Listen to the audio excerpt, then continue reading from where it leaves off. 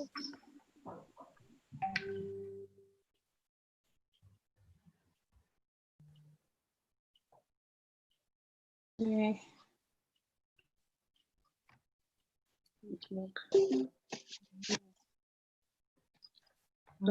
Oh, Larissa, brilliant.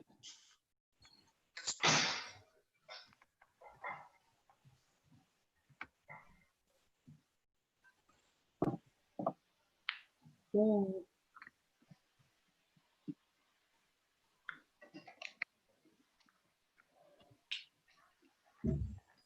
Everyone's looking good for a Friday. Thank you. Thank you. Actually, me, I guess. Get locked down fresh. Yeah, yo. You had plenty of time to prepare, huh? How's everybody doing in lockdown? Are you suffering it? Are you enjoying it? Are you? How can anyone enjoy lockdown? I think lockdown is great. I mean, I am. I don't know about you, but I am. yeah, I'm having the best time. I've saved a lot Okay, of money. up and down. I've saved a lot of money, so Yeah, it saves a lot of money. That's Oh, about you the buy only the thing. beach. Oh wow, you guys are Why you saving buy the money. beach, man? Nice. Yeah, that's good. That's good. Quite positive then, really. I like your cinematics, Manny. Like, I don't know how you'll buy the beach for man. Newcastle's very cold, rainy, and grey. So I can't have that in my life right now. I can't have that in my life right now, so I'm confused. You're in St. Lucia, only straight from St. Lucia or somewhere. St. Lucia on the Tyne. Okay. All right, everyone. It's I think it's 6 p.m. now, so we are going to start just so that we can actually be on time. This is on Facebook Live, and I think it's on YouTube as well. So be on your best behavior because everyone can see you. That's it. Well, yeah. So I'm gonna start us off. Welcome everybody.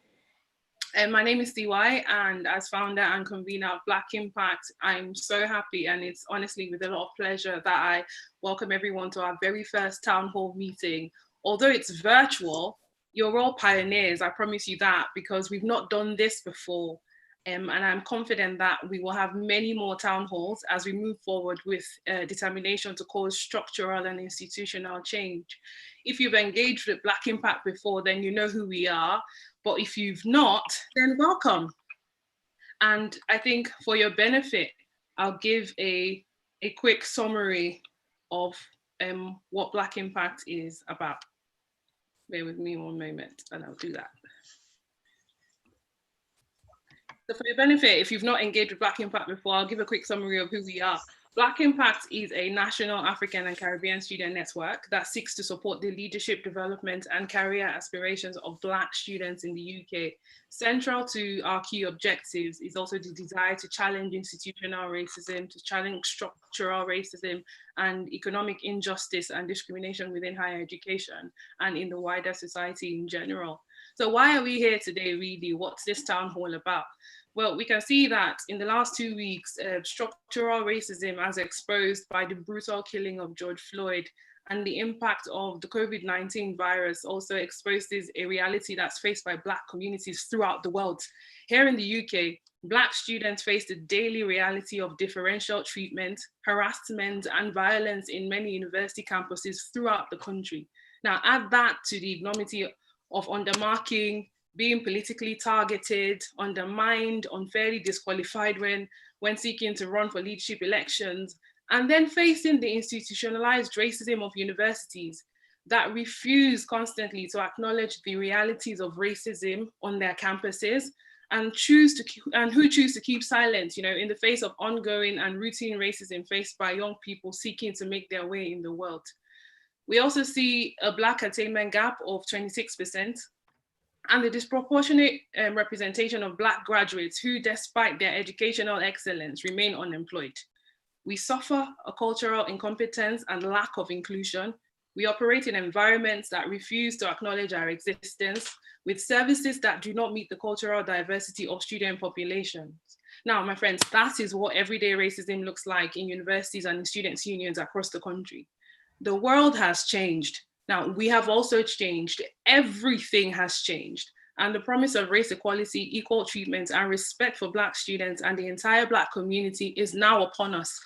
Even today, just a couple of minutes ago, before we started this, the news reported about a Black couple that was stopped by police because they were driving a smart car, and the officer accused them, when they tried to challenge him, of playing to the Black Lives Matter rhetoric going around.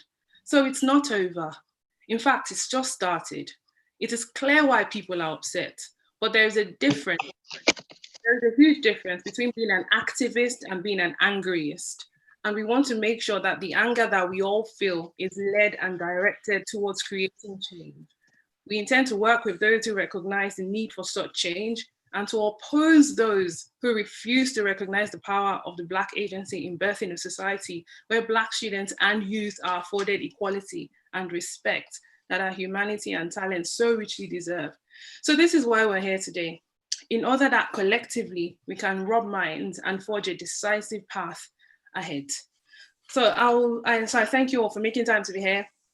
I'll introduce the guests who will be speaking tonight, and then I will try and explain the order in which we will run. It's different when we're running things, when you're running something online versus when you're running it in person. When it's in person, it's kind of, I think it's easier to navigate it, but when it's online is a little bit different. So I'll mention each guest and they will spend 1 minute to tell us quickly about who they are. So I think I will start with Osaro. Osaro is one of our guests tonight, one of our speakers tonight. So if you just quickly 1 minute tell us who you are and a little bit about your background. Okay, so my name is Osaro Tobo. I was president of Whole University Union from 2007 to 2017 to 2019. So for 2 terms, I was the first Black female president. I was also the first Black president to be re-elected there. When I was there, I came across a lot of barriers, including racism, and it's something that I could talk about later. And currently, I work as a higher education consultant in student experience, working on issues of diversity and inclusion and democracy and governance. Amazing, thank you. And then I will go to Manny. Sorry, my voice is messed up.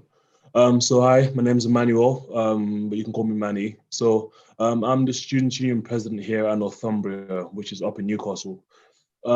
Yeah, I mean, kind of similar to Osaro, I was the first Black president to ever be elected at Northumbria, and I've just gone back to back and setting the record for the most votes. But I think the biggest challenge I've kind of faced was kind of just feeling like lack of representation. So like prior to my role now, I was the president of ACS the year before, and that's kind of what pushed me to kind of go into this role. And in this past year, I think I've experienced a lot of racism, but like a lot of it has been subtle and kind of labeled under the pretense of we're thinking about the bigger picture. So which I'm going to be talking about a bit much later on. But yeah, the main thing for me right now is just kind of we're working with the university trying to build on what we can do. And that's where I kind of got involved with Black Impact, because it's never just like a one area thing, it's always like a national thing. And when you've got a national thing going, then it's much easier for more universities to get involved in there and to kind of have much bigger structural changes. So yeah. Thank you, Manny. And I'll ask Basaya now to tell us a little bit about who she is and background. Thank you. Hello everyone. My name is Basaya Twins. I was the first Black president of London School of Economics Students Union, and then I was elected onto the NUS Executive, I think it's Council Committee, just basically giving strategic leadership to the Black Students campaign in the NUS and basically looking after and representing the needs of Black and other ethnic minority students, student representatives. I also went to go and work for the Office for Students, which is the higher education regulator. and as a strategic policy advisor. So they basically wanted my advice on how to make sure that universities comply with the key performance measures, and finding ways to kind of, just basically encourage them to kind of look at the being the attainment gap and share knowledge, which is about me kind of facilitating knowledge sharing opportunities, but also kind of providing consultation to these particular providers. And then on the side, I volunteer an organisation that supports Black families navigate British mainstream higher education. It's called Leading Roots. And what we do is provide families, parents, young people and schools with the information to ensure that Black students are, I guess, guided and supported throughout the whole life cycle, which was inspired by my work in higher education. And now I'm doing some part-time work with youth groups on social action to support kids who are at risk of falling into youth violence, and helping them, basically talk through their issues, but turn it into solutions and actions, and engage key stakeholders in the community. Amazing. Thank you so much, Messiah. Chu, tell us just a little bit about you as well. Hello, everyone. My name is Chu Nuwagu. I was the former president of Roehampton Students' Union, and prior to that, I was vice president of Roehampton Students' Union as well. I was also 2-time elected onto the National Executive Committee on NUS. Now I work for University of West London Students' Union as their student voice coordinator, which has its challenges, but also many pluses that come with it as well.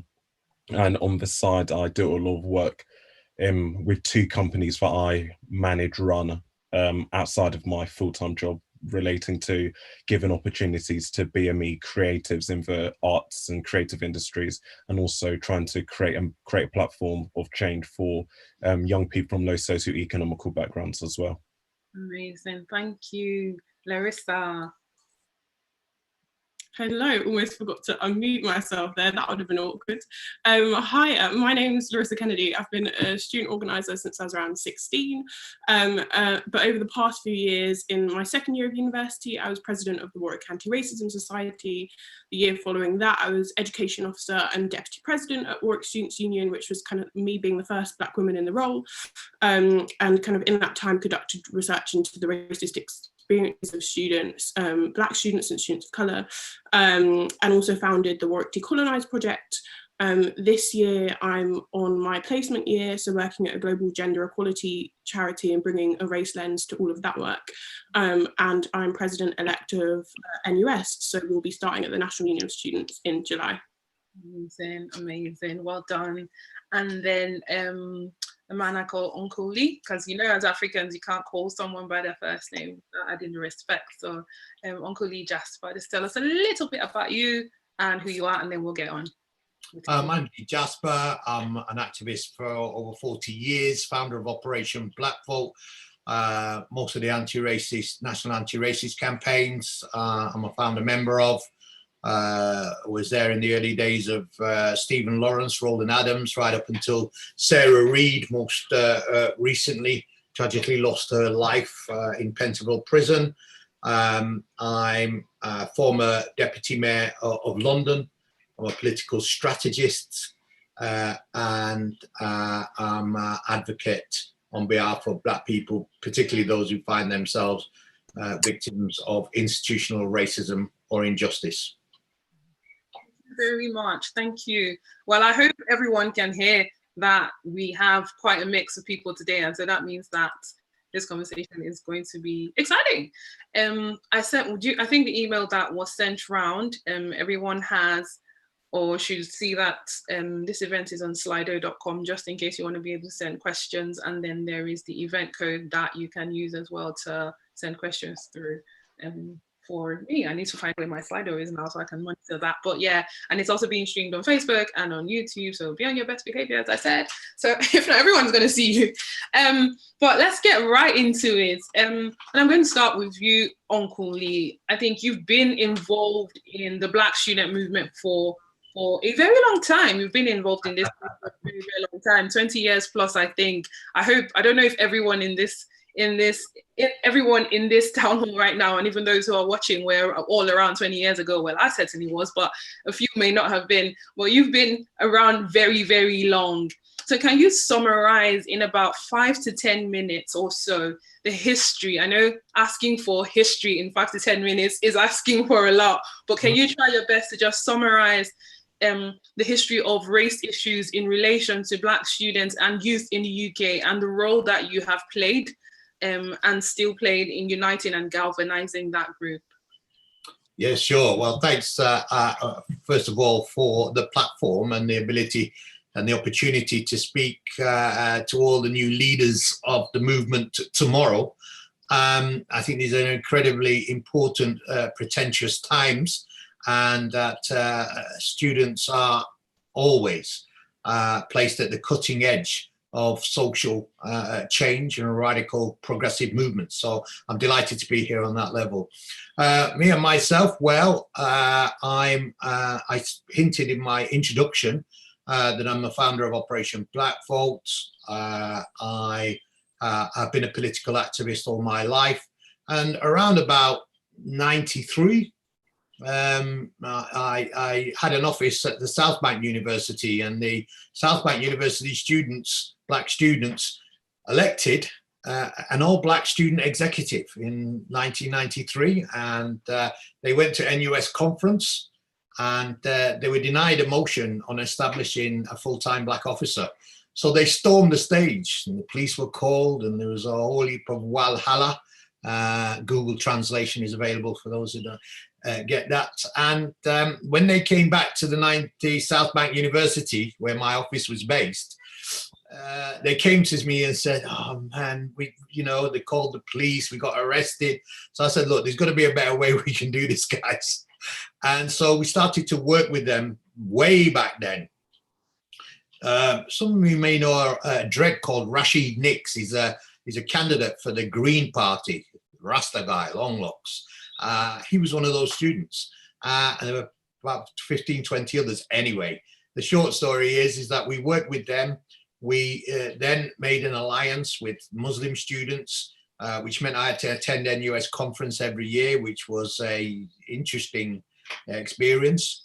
And it took us 3 years to get to a constitutional position where the NUS Black Students Campaign was founded. It was virulently opposed by the Union of Jewish Students at the time. But because we had very good relations with members of the liberal left Jewish community, we were able to get the Union of Jewish Students to change their position and remove their blockages. They actually spoke, unbeknownst to NUS Labour students, in favour of the motion without telling them they were going to do so, which caused a big shock in the conference. And the NUS Black Student Campaign was born, and we had our full-time officer. We then created the National Black Students Alliance, which is an independent organisation sat outside of the NUS, because we passionately believed that you've got to organise outside to create leverage inside. And the NBSA, National Black Students Alliance, slate for the Black Students Campaign Officer and the Black Students Campaign Executive was successful for the following 16, 17 years. I spoke at every single NUS Black Students Summer and Winter Conference throughout that period of time, and was able to facilitate a group of alumni. Those were the Black student officers who got elected into the full-time position. And you may know Belavia Birero-Ribi, who's the Ghanaian MP who took over for Chuka Umna, and she was a full-time Black student campaign officer on the NUS executive. And there are many more I could mention who've all gone on to do great things, but that's just by way of illustration, time doesn't allow. So I've been involved very much in facilitating, training, developing, supporting, advocating the Black Students Campaign throughout that period of time. Of course, today, we all know that for all sorts of reasons, the Black Student full-time officer, the post, won't be going forward within the NUS. So it's even more important, in my view, that Black Impact organizes the voice of African and Caribbean heritage students in a way that can have clear articulation, that they are clear about the political analysis that has brought us to this point in this country right now, and that the importance of ethical leadership, the importance of collegiality in terms of building alliances with Black organizations outside the movement. That's how the Black Students Campaign was born. They had to bring people in from the outside who could bring weight to their demands and support them throughout. And the point of that is Black students must build alliances with Black community organizations in order to have greater strength and bring that weight to their demands and their concerns within the movement. Where we are today, and I'll finish on this point, probably the most critical time ever faced, not just by humanity, facing an existential threat from a biological virus, but also in relation to climate change and the impact of climate change in relation to the most vulnerable people on the planet. And therefore, the role that you have to play in now a post-COVID, a post-George Floyd scenario has never, ever been more important. I'm delighted to be able to be here with you today.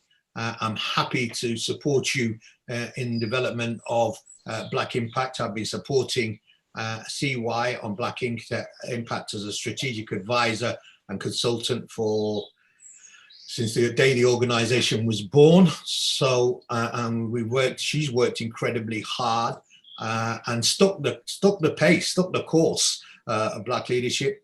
And today, you know what, the way that racism is now rising, the way that we're seeing social movements take place, like the Black Lives Matter movement out there on the streets, the kickback that we're already experiencing from the state led by the Prime Minister and Priti Patel and the right-wing sections of the press, the kickback that you all will be facing in your individual leadership positions, I have no doubt, as you raise the Black Lives Matter flag locally and come under serious attack, means that a network of national Black students linked to Black movements in the wider community has never been more important for Black student leadership, and probably never been more important for Black community self-organization. Absolutely. Thank you so much for that historical context. Like I said, I don't know where people were 20 years ago, so I don't know who has that knowledge, but you do. And so, I mean, from the days when you started, or you led that, you know, starting off the Black Students Campaign till now, I mean, you were there at the start, you're there now, so you can also see what's happened in the middle, right? What do you think is lacking right now? What's the difference between maybe the Black students then and Black students now in terms of maybe the energy that might be required for where we are right now in time? I think that Black self-organization has come under relentless attack since that point, and we can see the effects of it with the weakening of the Black voice in the sort of civic and political spaces. You see that, and we see that, you know, ever draconian and racist immigration policies, ever discriminatory criminal justice system, racial inequality as a reality of Black people's lives has increased, not decreased, over the last 20 years. Social mobility today is worse than it was in 1958 when the Windrush docked at Tilbury. And in that sense, young people, Black people today have lesser socio-economic opportunities than were available to Black people in previous years. That poses a unique and stiff challenge. The changes have been dramatic. The gap between our imaginations and the promised lands has widened as Black graduate unemployment continues to increase. There is now 2 million extra people are claiming universal credit. Many of those will be from our communities. There are more Black women unemployed, and they were the economic mainstay of the African and Caribbean heritage communities over the last 20 years. There are now more Black women unemployed than at any other previous time in our history. We have the highest Black youth unemployment rate of any ethnic group in Europe. The black unemployment rate for young black people in the United Kingdom is higher than the youth unemployment rate on the West Bank, Gaza. It's higher than the unemployment rate in Greece, which is an economic crisis. It's higher than the Italian youth unemployment rate. We have one of the highest ethnic unemployment rates in the world. So things have changed. Black self-organization has come under relentless attack. Black leadership, wherever it focuses in that black self-organization sphere, finds itself attacked, finds itself undermined. And as a consequence of austerity, that has weakened the civic and political base, increased poverty and unemployment, and led to a weakening of the black voice. We will need, and now is the time, for black leadership to step up and to provide a coherent voice at a time of profound uncertainty, both in terms of the environment and indeed in relation to the COVID virus and the profound injustices that we see in relation to George Floyd. And just by way of conclusion, let's just remember that what happened to our African-American cousins is extremely tragic, and it's appalling level of racism, largely unleashed by Trump as the poster boy and the pulpit, the bully boy pulpit of white supremacy. But there are thousands, millions of Africans in Brazil who are facing much worse circumstances. The Aboriginal community in Australia saw its death in custody rate double last year. We're seeing Africans die off the coast of Mediterranean in unprecedented numbers. Slavery has returned to Libya as a consequence of Western intervention. So we express solidarity with our African-American cousins and brothers and sisters. Yes, we do. But ours must be, and I would suggest, an internationalist context that shows that white supremacy and racism is a phenomena that has a global impact on African communities across the world. Yeah, thank you so much. Thank you, Uncle. You touched on a lot of key issues that hopefully we'll have enough time to unpack as we go on. But I'd like to bring in Larissa at this point, and congratulations on your recent election as incoming president of the NUS. Thank you, Simo. You're welcome. I think everyone's clapping, but because they're all muted, you can't hear it. But congratulations to you. Now, in your years as a student, you said at the start when you introduced yourself that you'd been an activist since you were 16. That's pretty young. And you're still young, so you've still got a lot of time to go. But in your years as a student and within the student movement, what are some key experiences and defining moments that maybe politicized you and led you down the path that you're on now?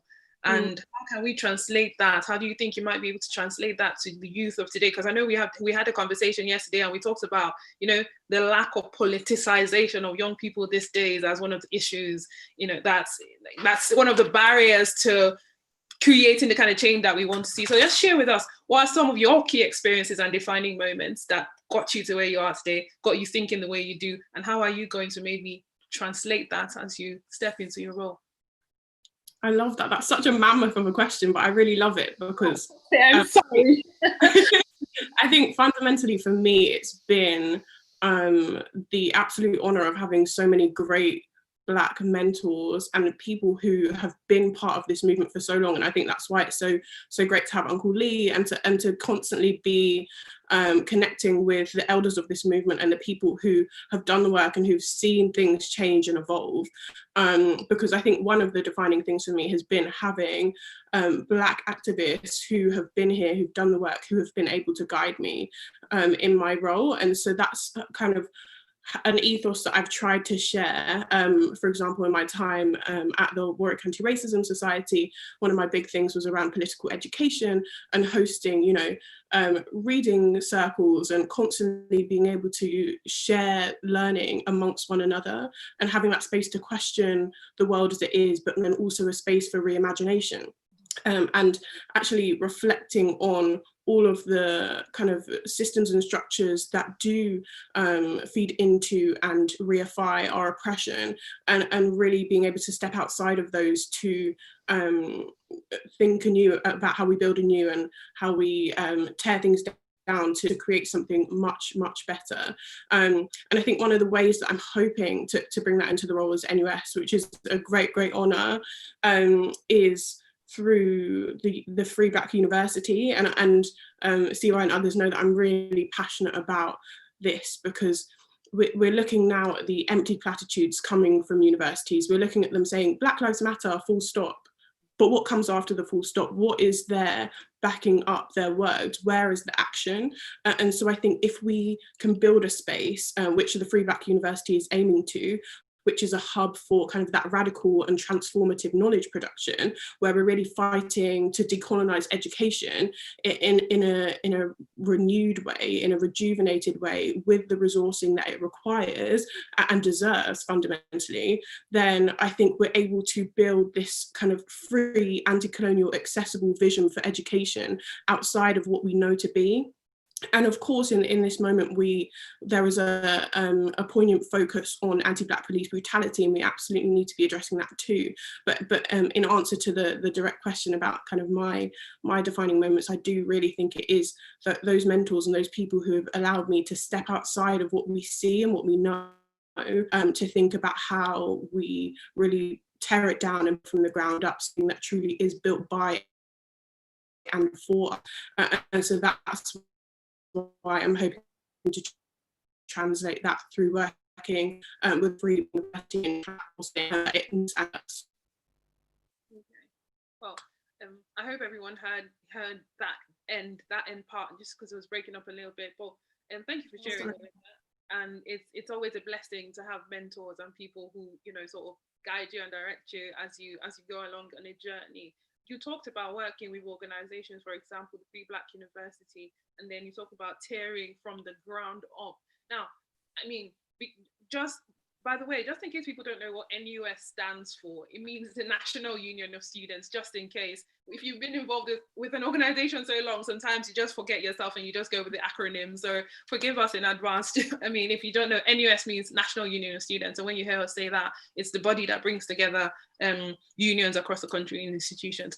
So the question I was going to ask is, I mean, you as a Black woman, you're going into a key role, and that is one of the reasons why I thought that it was so important for you to be here today, because I see a future where Black people are working together, people at the helm of affairs in organizations that are Black are able to reach out to each other. So is this something that you think you're going to be doing going forward, and reaching out and extending hands and bringing people together so we can actually work together and develop this movement? Because like I said, we discussed yesterday, politicization of Black youth is not where it should be, because if it was, we'd probably might be in a different place. But I think this is a starting point. So is this something that you're looking to do?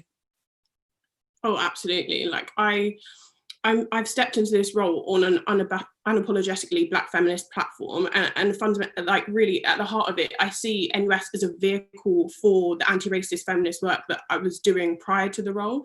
Like NUS is not the end point. Like the National Union of Students is never going to be, like, I'm not an activist because I'm a student, right? I'm using my time as a student and the resources and institutions available to me as a student to push for the things that fight for our collective liberation.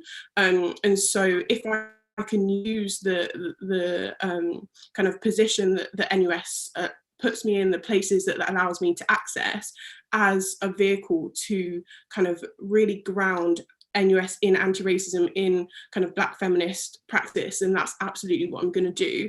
And on my manifesto, I really did commit to using the example of the Brixton Black Panthers and the way that they focused on educating one another, that each one teach one kind of mantra of how can we run some sort of supplementary education opportunities, and that in situ terms doesn't necessarily sit within the NUS, right? But using the NUS as a space to connect to the resourcing, to the spaces, to the other community organizations and other things that we need to make that happen is really, really important to me. And I don't think we can only rely on NUS to be our voice in that space. And that's why I love spaces like this, where we're able to actually connect and focus solely on Black issues and Black liberation, and so many other spaces that I'm hoping to tap into this year. But also kind of harking back to what Uncle Lee was saying about internationalism, how can we be doing that in the widest possible sense, and kind of have already been building links to community organisations and student-led Black projects in kind of other parts of the world. So, for example, have good links in Uganda, specifically Kampala and the Makerere University, where they were the first kind of students in Uganda to secure kind of policy around sexual harassment, and learning from students all around the world, particularly Black students all around the world, who are living and breathing this work in much better ways than we may have been over the past few years in the UK, but also kind of vice versa. Seeing how we can be a vehicle for their project and their work, and really just seeing this as a global movement, which I think coronavirus and climate justice have taught us, but seeing that case both in terms of anti-racism, on anti-Black police brutality, on decolonising our education, and on all of the issues facing Black students and the wider Black community. Amazing. That sounds like a lot of work. So hopefully, well, the fact that you're here today means that in the future, we should be working together to drive this agenda forward. Thank you so much. Now I'm gonna talk to Chuchu. I'm gonna bring Chuchu in before I bring in people who are watching as well. I'm gonna bring Chuchu in because Chuchu, you've been a student officer as well, like myself, and now you are one of the very few Black staff in students' unions in the country. So you're within the higher education space every single day. Now, in your view, do you think anything has changed from when you started as a student till now, that you're a staff member? Thank you. Good question. I'm glad. When I wrote these questions, I wasn't quite sure. Yeah. It sort of feels I have to sort of delve into my subconscious to figure this out. I think there's an element of things have changed. I think time, with the essence of time, things will always do move on, things do progress. We know that universities have become a lot more diverse over the time since I've become a student. It's always been diverse, but I think we know that actually the levels of Black students coming through those gates as before is a lot more. I think there is an element where universities have been quite surprised that Black students go to university and they can actually achieve. And I actually think when we start seeing the move of Black leaders as well, because I think there was this notion before that the only Black leaders at universities were ACS presidents, but when you've got Black leaders in all ranges of society, program reps, department reps, and all of those, I think it's been a big move. I think, like with anything, there has probably been a shift in higher education to more covert notions of racism with certain rhetorics. I think before there was a notion where, particularly when I first started as a student, they could be quite brash with what they said.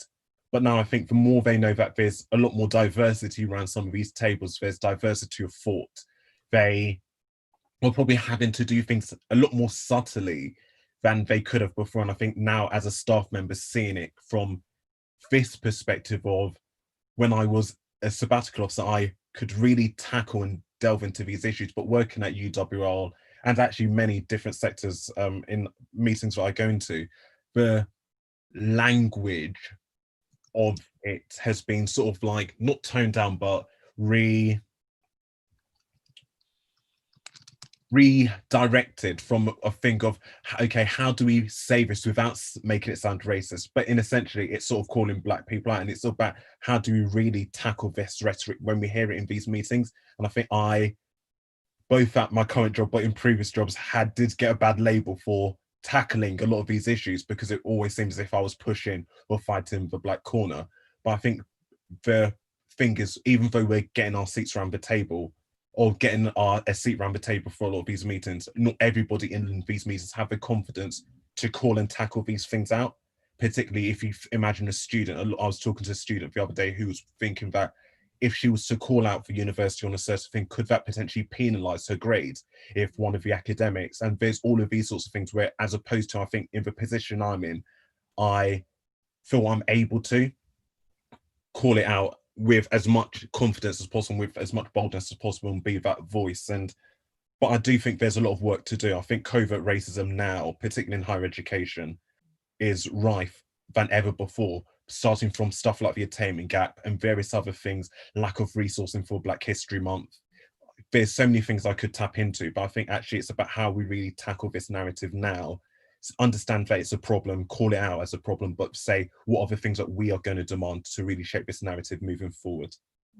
So just for a quick, just to touch a point that Chichi made, quick straw poll: who's still a student in this meeting at the moment? Hands up if you're still a student.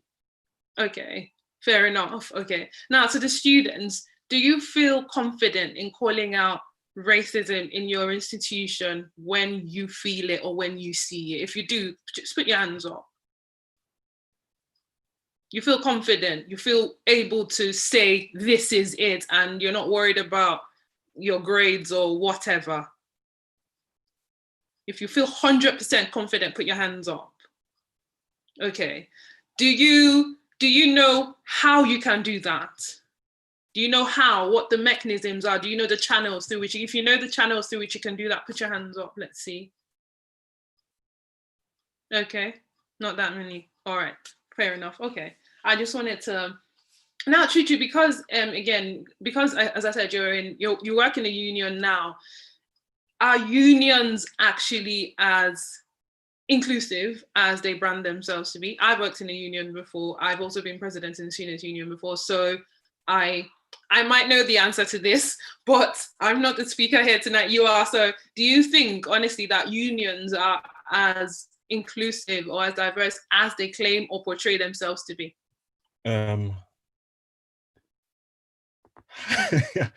Really good question, actually. I think there is an element of unions that is very performative. So from a performative element, it's very diverse. It's very inclusive. It's championing an agenda.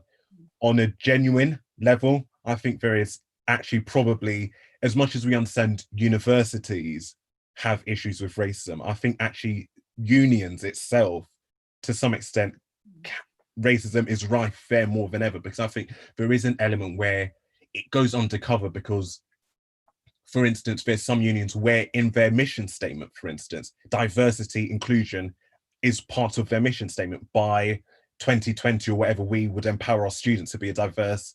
And so I think there's an element where they might say, oh, but look our ACS or look our sabbatical officers. But actually what we now start seeing is some of this stuff. And again, with this whole, what Larissa was saying about counter-racism society, which again is such an important thing, that even if it's from the way they treat societies, for instance, I know from both experiences at Rampton, at UW, or how some societies are treated, how department reps, course reps are treated, how sabbatical officers are treated. I think there's an element where a lot of the stuff that's able to be portrayed is for portrayal's sake.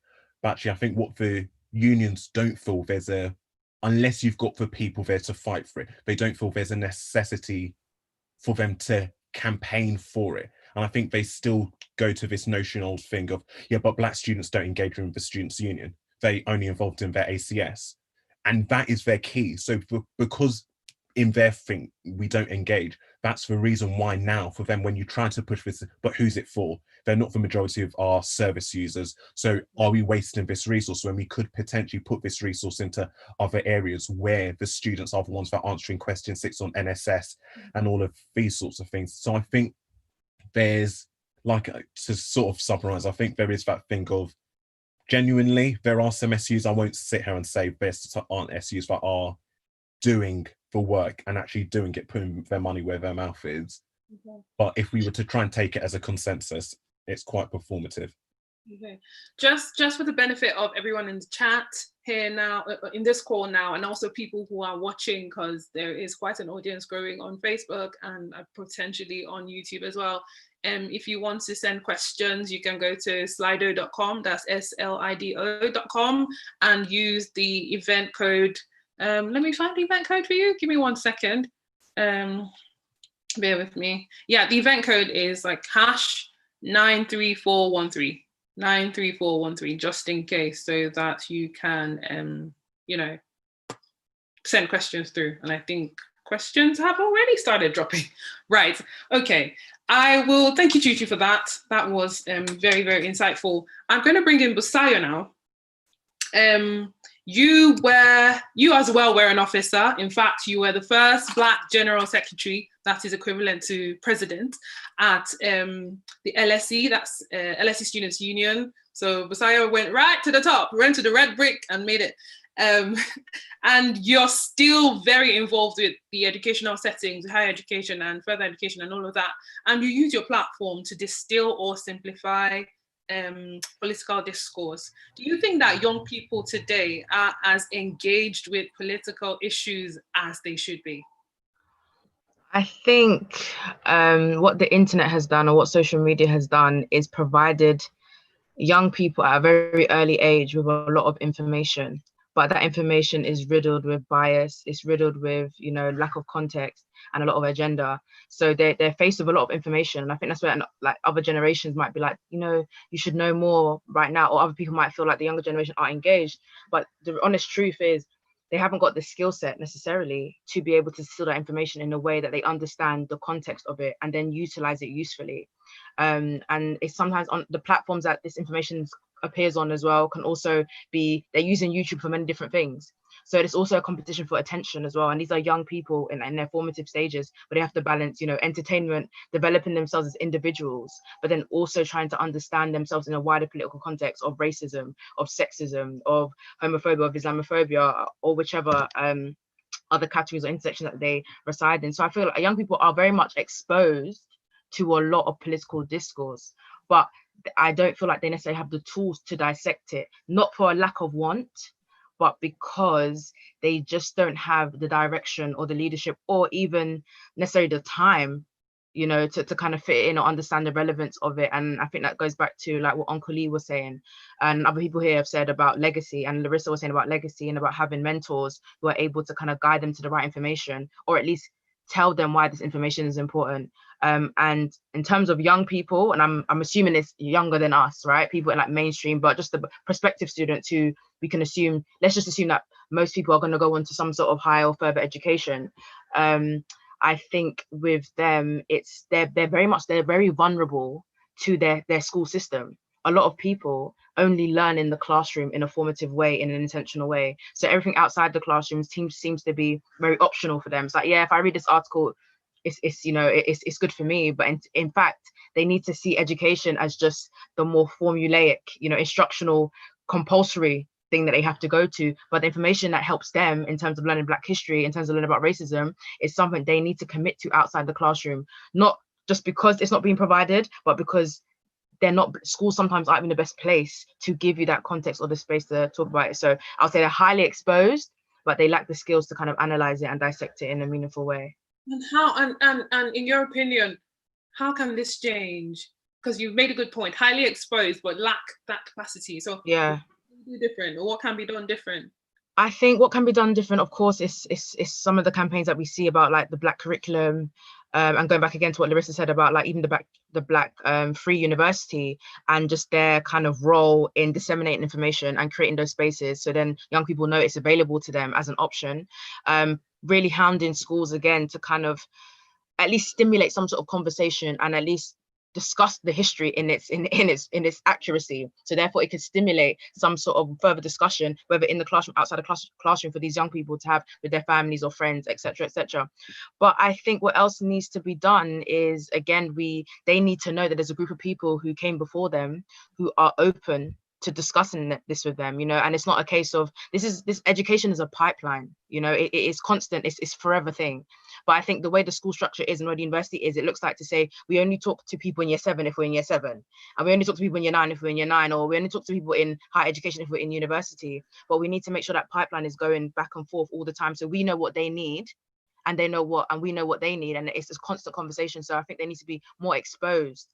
And we cover so many different regions here, you know. We're not just in London, we're in all over the country. That means there's many different primary schools and secondary schools that people can go to or try and go to kind of like have those conversations. So when they do hear about racism, and not to go off topic, but a lot of us felt, you know, exhausted in the last 1 or 2 weeks about this whole thing. Some of us cried, some of us felt like, I don't know what to do, you know. And we're 20 plus, 18 plus. So imagine now being on the internet at 15 years old, 14 years old, not knowing how to dissect this. They're probably really exhausted and overwhelmed and lack the language to even express this. And they might internalize that and say, actually, all we are people that die at the hands of the police, and you don't know how that's going to affect them emotionally. They might not turn into activists. They might turn into people who then internalize it and see themselves as less than because the world treats them like that. So it's about making sure that they can go to us as extended family, essentially, to have those open conversations. Absolutely, absolutely. A question has just come through now, and I think any one of the panelists can pick it up. It said, do you think that it's okay to align our issues with national politics? And isn't the progress on George Floyd's death, isn't the progress on George Floyd's issue telling us that we can solve our issues without politicizing it? I think I'll read that again. Do you think that it's okay to align our issues with national politics? And isn't the progress on George Floyd's issue telling us that we can solve our issues without politicizing it? Can I just go quickly and then someone else can jump in? Just quickly. I think that there's two things there. And I think for anyone, no matter what color you are, if anyone who looks like you around the world is suffering, you're going to feel it, because your community and your family doesn't end because of a border. These are arbitrary, false separations between people. So if something happens in Nigeria, for me, I'm going to feel it as if to say it happened in Camden. It doesn't change that. So naturally, people are going to feel that pain, and you're supposed to, because not only is suffering bad, and as human beings, we are programmed to feel pain for other people, but also it's a signal in your mind to say, if they can do it to them, they can do it to us. And it makes you think about yourself. So I think that's one of the things. However, I think, as Uncle Lee said earlier, we mustn't kind of inherit other people's struggles and not kind of dissect our own and say, you know what, this is what's going on in the world. We need to contextualize what's happening in the UK, because yes, we can show solidarity and put global pressure on governments. Of course, it's important, but then there will come a time when they're going to ask us, what can we do, or what can we do for the people in our countries? And sometimes I feel like some people's frustrations is the fact that we tend to give a lot of emotion to people outside of our proximity or people under our remit than the people that we are responsible for. And I think that's where the frustration comes when we talk about people across the pond. And then, as we said, like, there's many people who have died in police custody here. There's many women who died at childbirth in the UK. There's many people who died from COVID-19 in the UK. So as much as I care about what's happening in New York or Nigeria or the Caribbean, we need to make sure that people around us, because charity starts at home. And that is a test to ourselves as how dedicated are we to it, because we can sensationalize anything and be part of a bandwagon that makes us seem cool. But what happened when there was no media presence? Did we really care about those we had to look after? So I think it's important to recognize the importance of other national movements, but contextualize it for your own context so you can make that progress and also be an example for people around the world so they can say, look what they've done here. So I think that's my thing about it. But I do understand potentially where the question is coming from, where it looks at sometimes I think maybe student unions sometimes look at what's going on elsewhere and not look at what's going on here, and then it becomes a movement that doesn't do what its remit is supposed to do. So that's just my bit on that question, if I've answered it.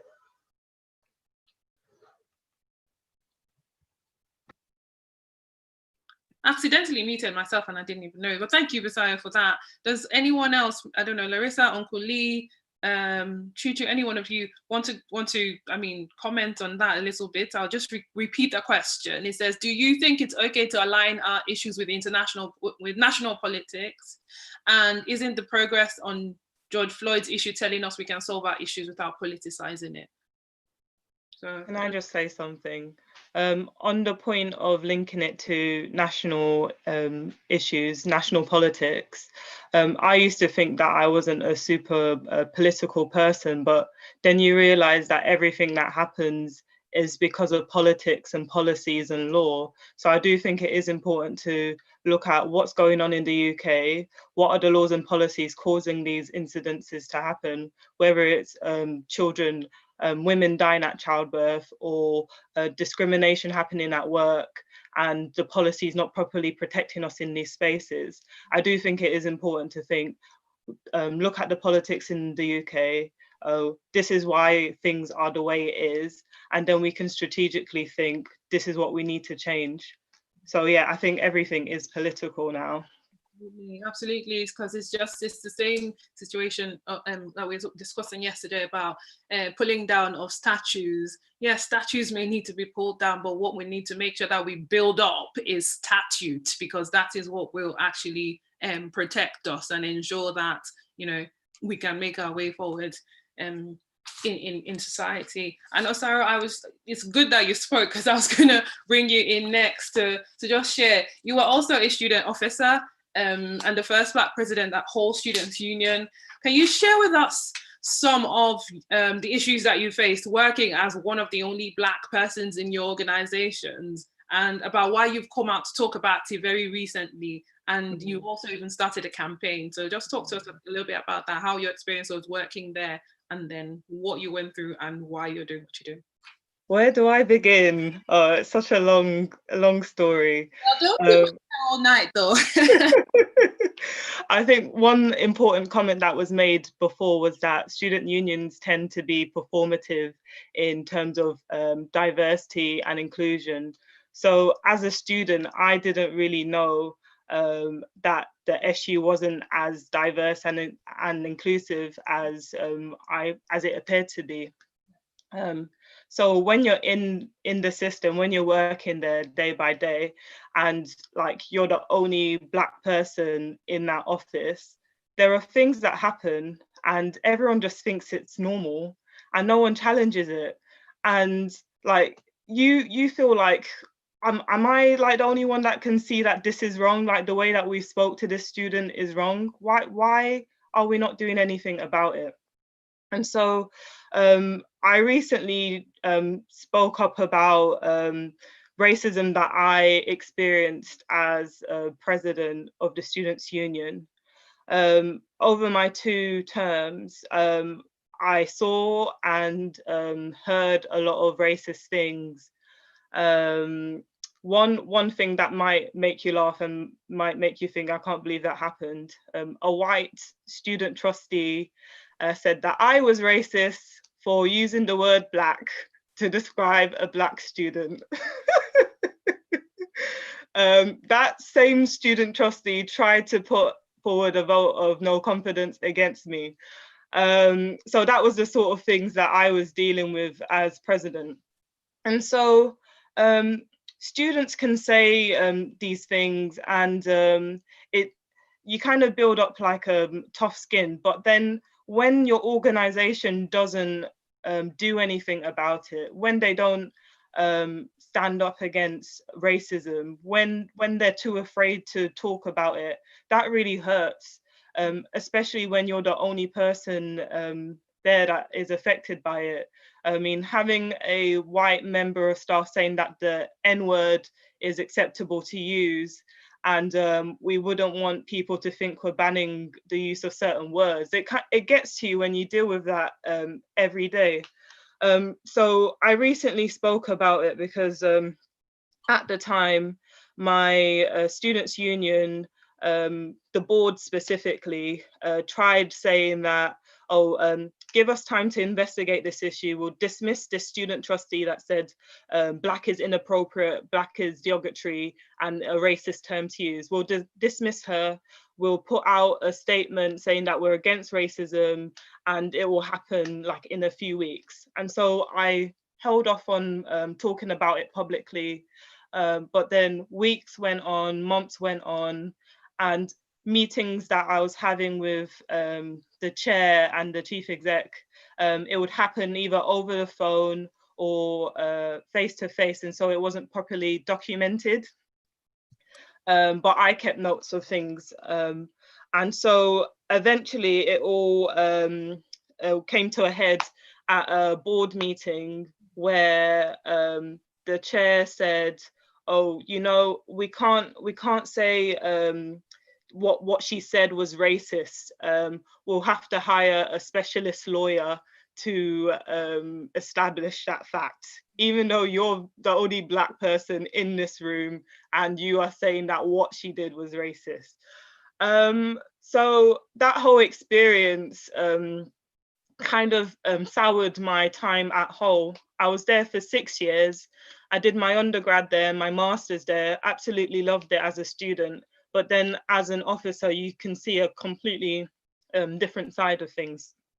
And so after I left, I was in a very low place. I wasn't able to talk about it, and it took months for me to get to a healthy place again and be able to have the confidence to talk about it. So recently I spoke about it, didn't mention any names of the people involved. And I always knew that when I speak about my story, I want to make sure there's an action, a positive change. And so one of the things that was apparent to me with my experience was that when people report discrimination or any like racism at universities, workplaces, so staff or students, a lot of universities and student unions don't have processes for people to complain, and so it can be documented properly, and so there's a proper timescale to chase up this complaint and then come to a conclusion as soon as you can. So I did some research and I'm looking at equality work and discrimination at work, and so I've launched a petition and to get signatures to make it a legal requirement for all organizations to have a visible policy on discrimination. And it needs to include a timescale, a way people can report safe and easily and document every single thing, because in my own experience, people kind of try to brush it aside. So that's what I'm campaigning on, and I kind of turned my pain into something positive, and I hope you guys support my petition and help me share it. Honestly, thank you, Sarah, for sharing that experience. I know what it can be like. I mean, when you work in an organization and then you experience racism, and then you're saddled with the responsibility of reporting it, chasing it up, and then also ensuring that something happens. Meanwhile, the organization says it's there to protect you, you know. So who are they really protecting us from themselves for their inaction? Because sometimes, not sometimes, in every situation, inaction is also taking a position. If you don't do something, that is in itself is taking a position. So, well, for everyone who's listening, there's about almost 40 people on Facebook Live. I don't even know how many more on YouTube. So there's almost 100 of us in this conversation. Please support Sarah's campaign for change. This is how we actually make a difference and make things happen. There's someone in the chat in this meeting called Chanel. I'll bring you in at some point. But before I do that, I also want to speak to Manny. Manny is one of our panelists, and Manny is currently president at Northumbria. I hope I said it right this time, because I thought it was Newcastle. He mixed it up for me. So he's a president at Northumbria Student Union, and he's a first Black president. I'm always really inspired and happy to see stuff like that, because I was also first Black president. Manny, I think what I want to ask you about is, you're currently an officer, and you were ACS president before you stepped into this position. Maybe that's why you won, who knows, because ACS people are really popular. But I think the question I have for you is, as a student officer now, and then and the engagement that you have, what do you think? Do you think students are as engaged as they should be? Definitely not. And the reason I say that, especially looking towards Black students, is because whenever people think about, say, for example, ACS in itself is like the biggest kind of cohort of Black students that you will find together in most universities. And the reason why I say that they're not engaged is because a lot of ACSs around the country, even when I was running it, to be honest, are all just kind of based on the social aspect and never kind of look at the political aspects. Not necessarily, to be politicians, but kind of looking at real topics and real things that, say, as Black people, that would be facing. But then, it's always kind of watered down by the fact that there's always some kind of party going on. Whenever people hear about, like, oh yeah, there's a party going on, or there's an event going on that has nothing to do with kind of real life scenarios, people are always quite quick to go to it. But then, because that's always like the first thing that they see, that sorry, I live near a train station. Because that's the first thing that they see when they join ACS, everything else that you try and do afterwards to kind of grab students, it kind of gets watered down, and they kind of see it as, oh, I'm not coming because, you know, because the subconsciously they've got in their heads that, you know, if it's not to do with a party, or if it's not to do with alcohol, food, etc., then I don't want to be engaged in it. So I don't think students are engaged engaged in the way that they should be. Like, I think there's been a lot more students, especially at my uni anyways, engaging with the union this year. Like, a lot more Black students engaged with the union this year, because the ACSs from both Northumbria and Newcastle Uni have been a lot more collaborative in everything that they've been doing. But then in doing that, a lot of everything that they've had going on has been just targeted towards, like, you know, fun and light-hearted things. And even when they've had debates, it's been on very unserious topics, and which is good, especially as a student. You want to have fun, especially, you know, as a student, you want to have fun, you want to engage your union in a positive way. But at the same time, with everything that we have going on right now, there needs to be an increase in kind of ACS committees that want to challenge universities a lot more. ACS committees that want to do more, not just for students and keep them having fun, but to do more for the actual Black community itself. And that can start by, for example, running campaigns and stuff. So, because even in my time, like, I don't think there's been any, or many, shall I say, Black student-led campaigns within the uni or the union. You're muted. What's happening? Are you looking to then, I mean, as a Black leader, what do you see your role? Well, my role, organizing the Black students, because certainly they look up to you, and I'm sure some of them might be watching now. So they've been put on notice that you'd want them to engage a bit more. So what are you thinking to do? So within my role, I mean, this past year has been a struggle for me, because previously I was never really someone that was heavily engaged in the union. So when I came into this role, it's been kind of an eye opener with everything that you can do through the union. So, like, previously I didn't know that so many things could be changed by a few students just coming together and running campaigns, etc. So I think in regards to what I can do, what I'm trying to do more is starting to engage more with national bodies, within regards to kind of what we can do to tackle the racism in higher education. So, for example, or like the Black Students Network with NUS, because I've never really been involved in things like that. So I never really got the chances to kind of get to know, like, you know, how things are done in other places. And I think for me as well, a big thing for me is always, I mean, I'm an athlete. So a big thing for me has always been to lead by example. So by me setting examples and me running campaigns and me setting up, you know, things along the way that will facilitate kind of Black students wanting to get involved. So, like, this year we've seen a rise of Black students getting involved in the union, mostly because I've tried to set programs up. Like, so I've got a Black Leaders Project within the union, and by me setting things up like that, it kind of prompted specific students. Like, one of them was on here, Sally, who wanted to kind of be involved on a bigger scale and be mentor. So that whole program is meant to be a mentor scheme for Black students. So by having things like that, you know, it kind of prompts a bit more, prompts people that you might not have thought about to kind of want to get involved in. And because of that, it then starts kind of grabbing different demographics, Black people from different places that may have not wanted to kind of get involved in the union, if that makes sense. Thank you. Before I move, well done, Manny. That is inspiring to hear, and especially when you see sports officers, sometimes they just focus on the sports and not on the politics.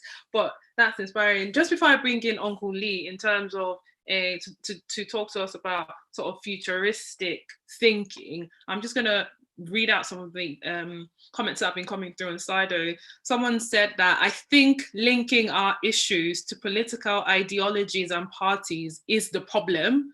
It divides us. It looks like being Black means hate Trump and support the left. So that's a comment that's come through. I don't know if anybody wants to react to that. What anybody's thoughts are on that?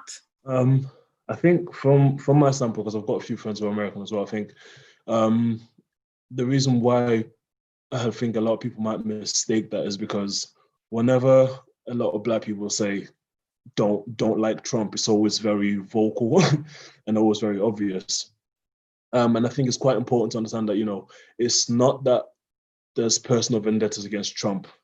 It's most, I see some people making faces here as well. It's not necessarily the vendetta in itself is against Trump, but more so probably directed at his actions. And even his actions, as bad as they are, the way he's also doing them is making things even worse and causing the reason why it might come across as us having a personal hatred. Like for me, for example, again, I don't agree with anything he says. I don't agree with anything he does, but at the same time, it's like, I don't agree with anything he does. And that more so stems from the fact that I understand that you might have a different agenda, but the way he brings things across, the way he says certain things, and the way he just kind of publicly just disgraces people and disgraces himself by the way he's talking.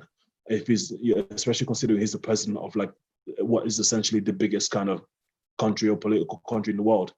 So, but I know Basai wanted to say something. Sorry, yeah, I just felt like, do you know what? I understand. I'm going to do a disclaimer. I understand that sometimes when you have to represent your membership, there's a particular way you have to be very tactful and diplomatic in making sure you put yourself across, you say what you believe, but you don't silence other people. So I think the issue is not the fact that someone doesn't like Trump, for example, is the fact that whoever does like Trump might not feel that they have a space to say that. And I think that's what we always need to make sure that we have, is the ability for people to say what they want to say in that sense. But outside of that, I feel like people cannot like Trump, and it's their obligation not to like Trump for many different reasons.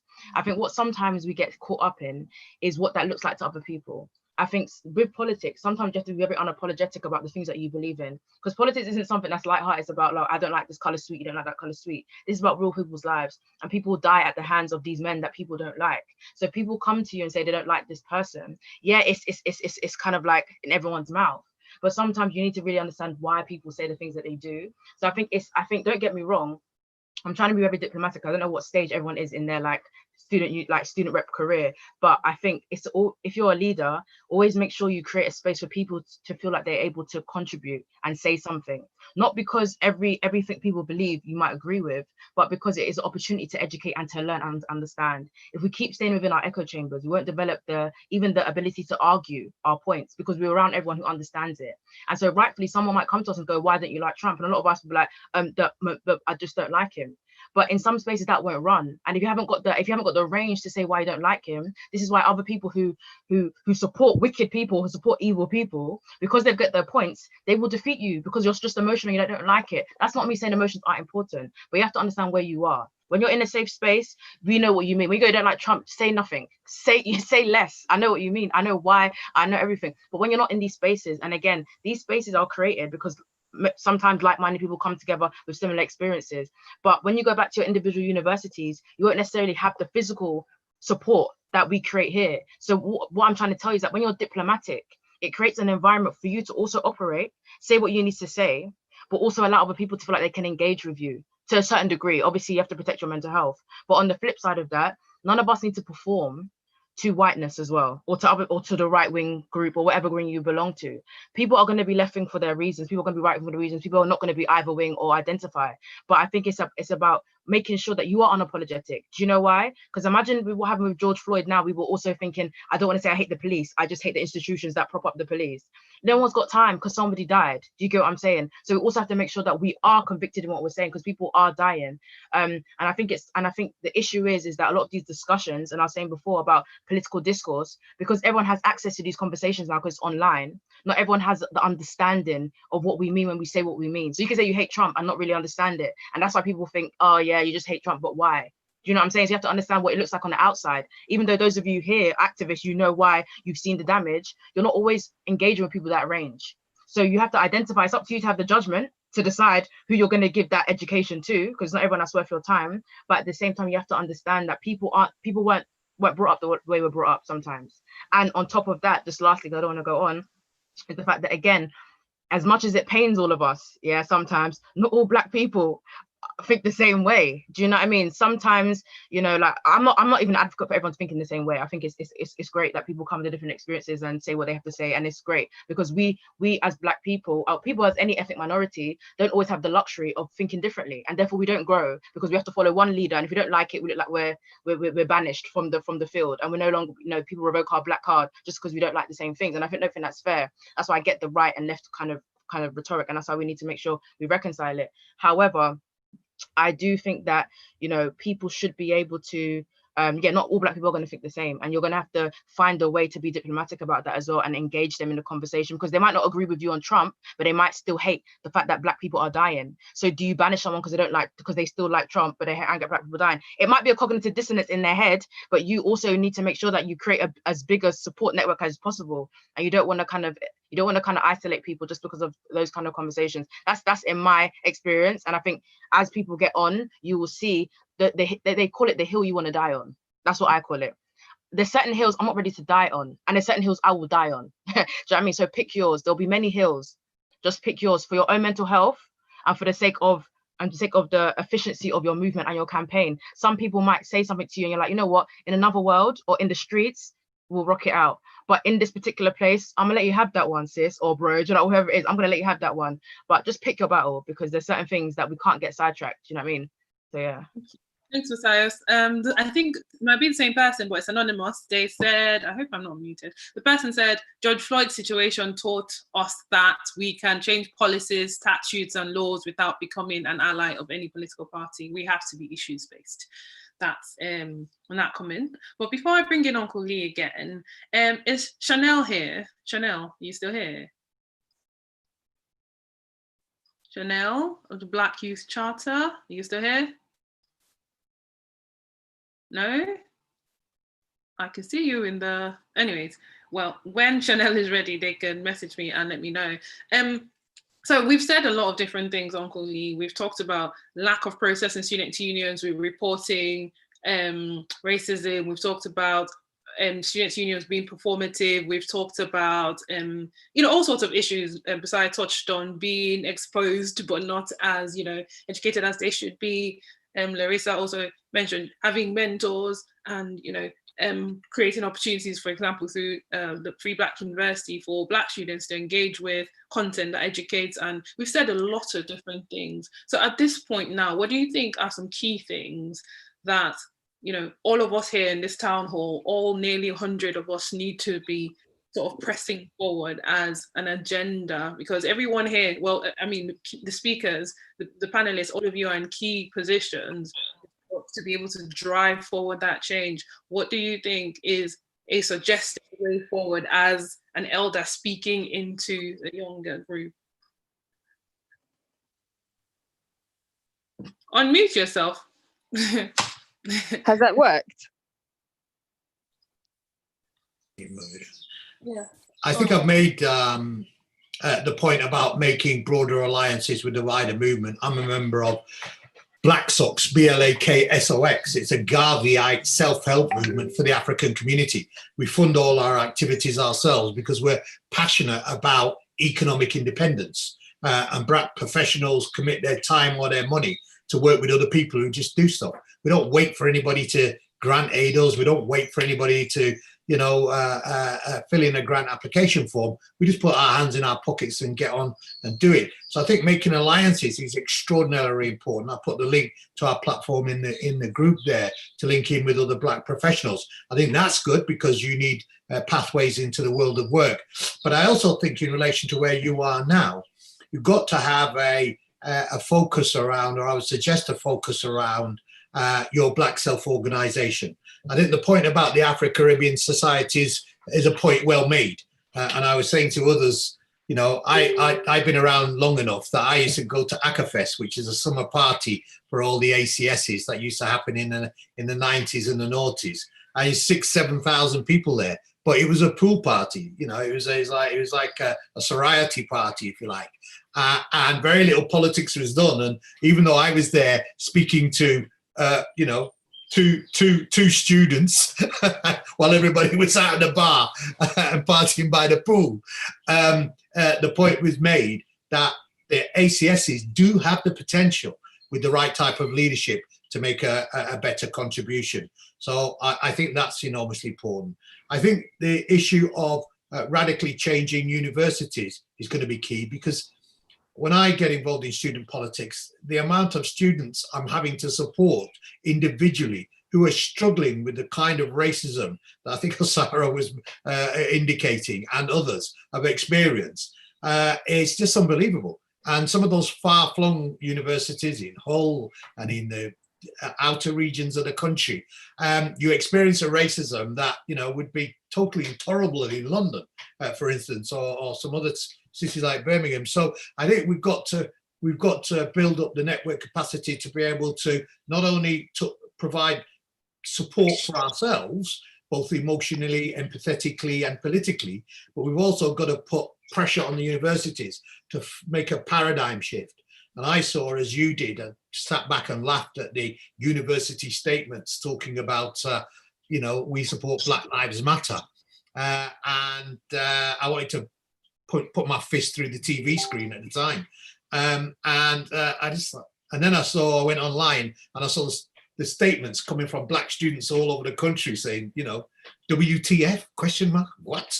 And my thing was, you know what? That race equality charter has been a fundamental and total catastrophic failure. And the race equality charter is something that they sign up to agree to a process of change within universities that is supposed to make your experience better, and it's failed. I think we need to, I think one of the priorities for you could be to lead a campaign to have that radically reconceived and co-produced with Black students. So some of the things that people have said here about what needs to change can be reflected in a new race equality charter that is led by you guys, constructed by you guys, and given to each one of you in the universities all over the country and Black leaders, student leaders there, to begin the process of renegotiation with their university. I also think reparation, a very strong political point, has got to be part of this conversation. These universities have benefited from the profits of colonialism and slavery, enslavement. And I think that you would have seen that Glasgow University has sidelined £20 million as an act of reparation because of the huge benefit it received from its seeding slave masters well, not that long ago, but long enough. I think there are many universities around the country who are in existence because of that issue. And I think it could be a point of articulation that the Black student movement says, for those universities affected, we want you to make reparations in the same way as Glasgow University has done, and very many African and very many universities in America are starting to do in a very much more advanced way. So I think there's an international linkage there with African American students and other students around the world pushing for the same things. And I think that you could usefully do that here in the United Kingdom. I also think political Black liberation training is going to be absolutely key, because the extent to which you can be successful is largely determined by the extent to which you share a common vision, an analysis of the situation, and some consensus around what needs to be done in priority order.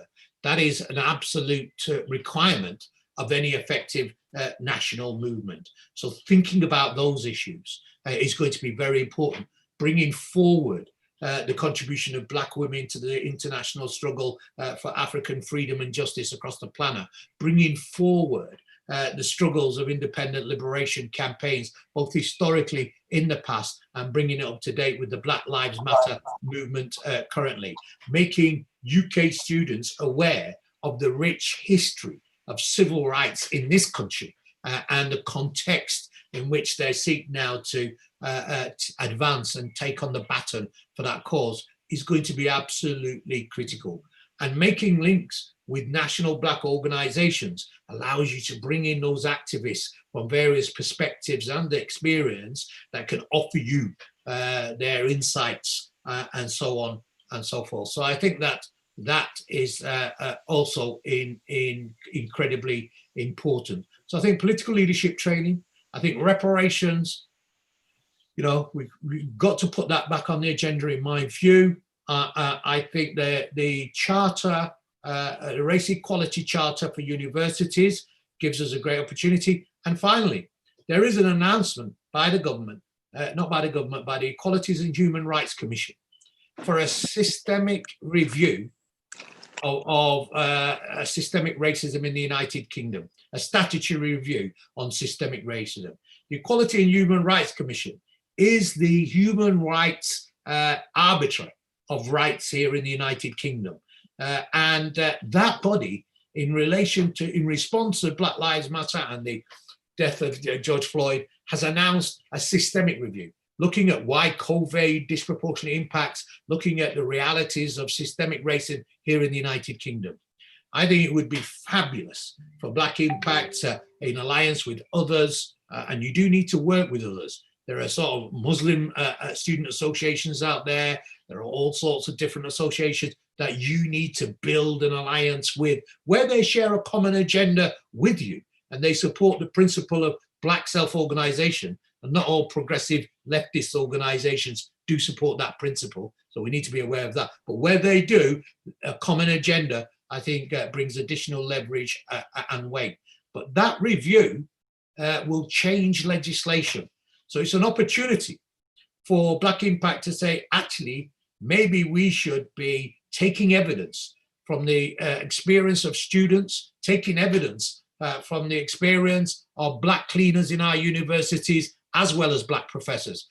Don't forget all Black staff. Yes, professors are important. Yes, students are important, but the catering staff are important. The cleaners are important. Are they on a living wage? Are they on 0 hours contracts? Are they on, is their immigration status precarious because of all sorts of reasons?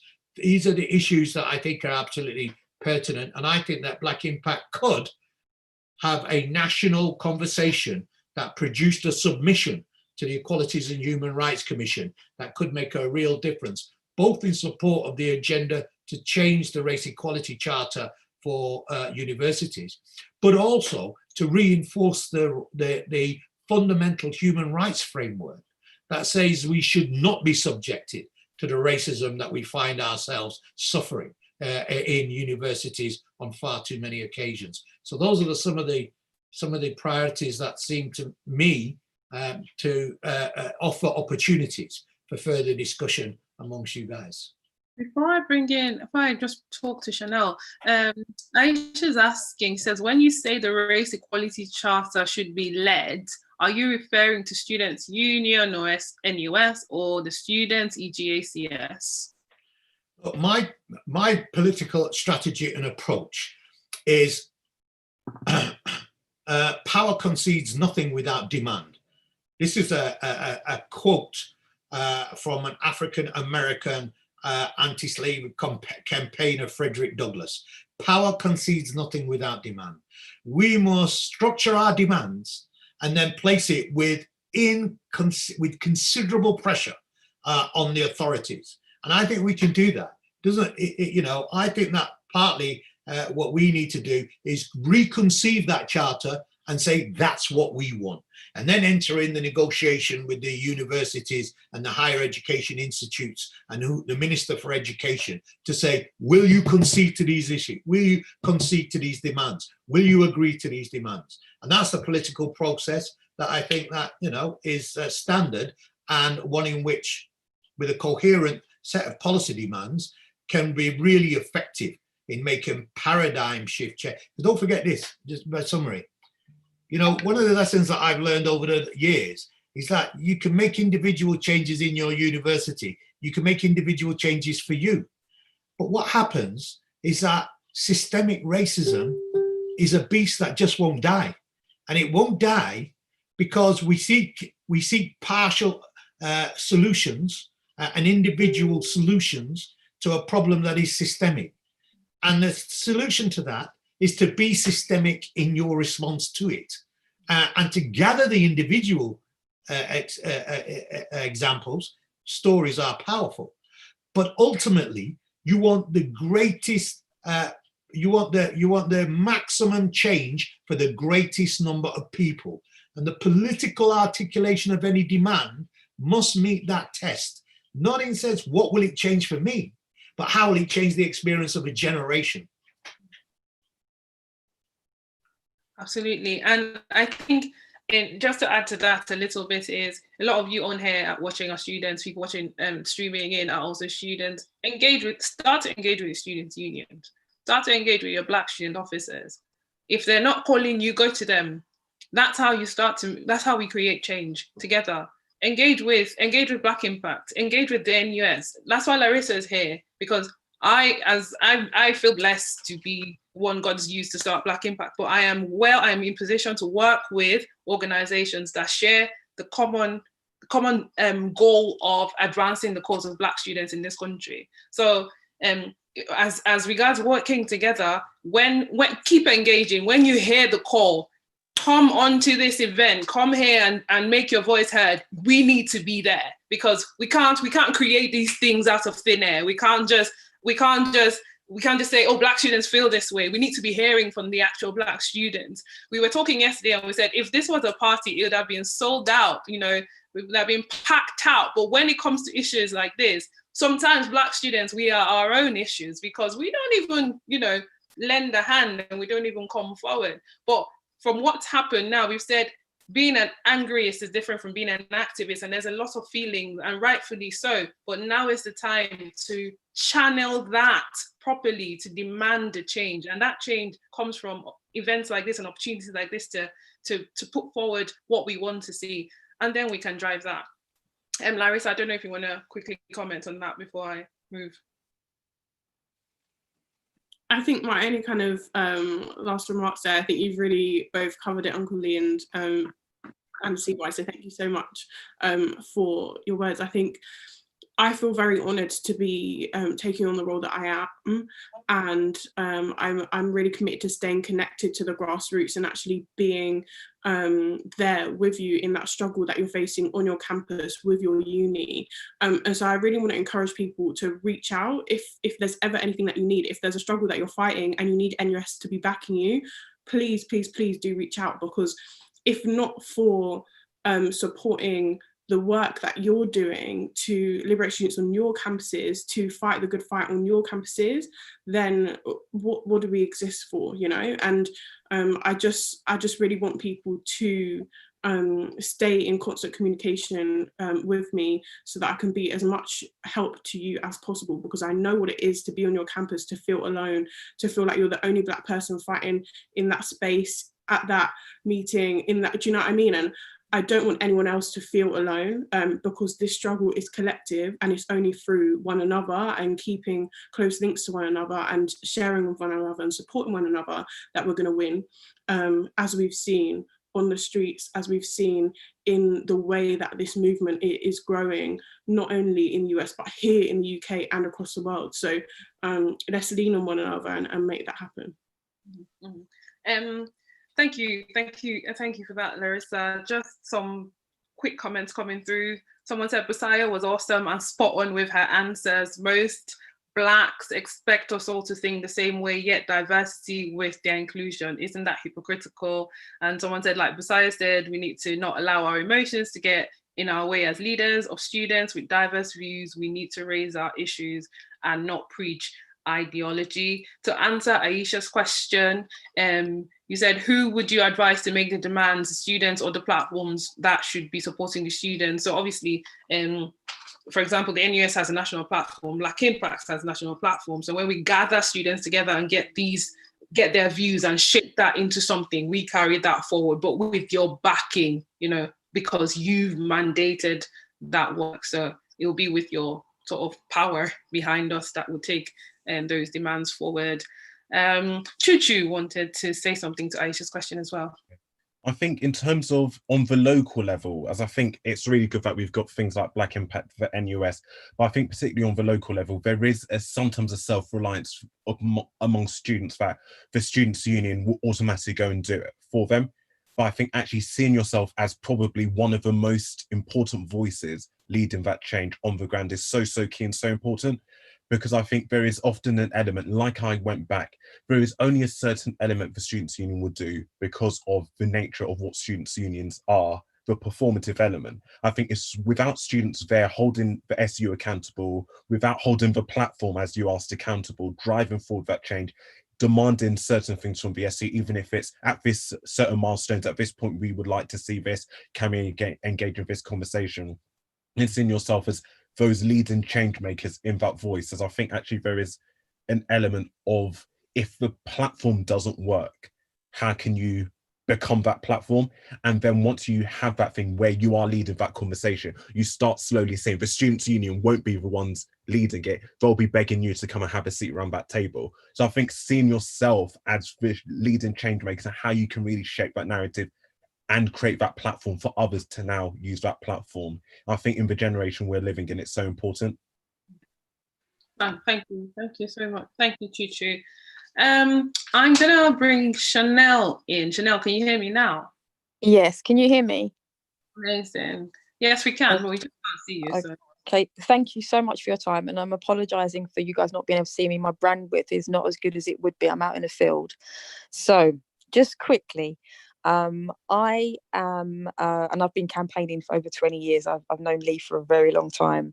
I started out with youth empowerment strategies back in 1995, and I took part in what was then the National Black Youth Forum. And we created a Black Youth Charter, which we launched and submitted to Tony Blair at the time. That was in 1999. We went on to do a lot of work with that charter. And I'm just going to read you one line from that charter, bearing in mind this document is 20 years old. It says, "We have the right to an education which is in our best interests and which allows us to develop our talents through formal and informal learning." The reason I've read you that particular point is because I'm finding time and time again that we're not actually having that right enacted. Now, we did this chart and we aligned it to the UN Conventions on the Rights of the Child. And it really, really makes me sad to know that I came back to university and did my MSc and became the first full-time Black students officer at UCL. And you know, I said, the first, are you serious? Because I couldn't believe that so much time had passed when we were raising issues as teenagers, and to know that still things hadn't changed drastically.